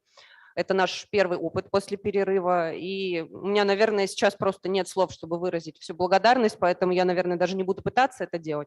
Я просто хочу сказать, что я вас всех люблю очень, я очень рада, что у нас все получилось. И хотела бы вручить немножечко торжественных бумажек, конечно же, да, потому что сертификаты участникам, безусловно, будут разосланы, это будет сделано по почте, без лишней спешки.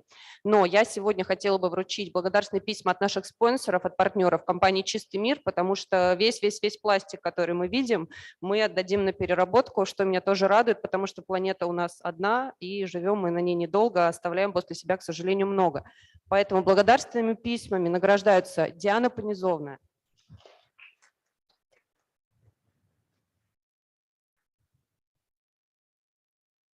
Татьяна Терентьева,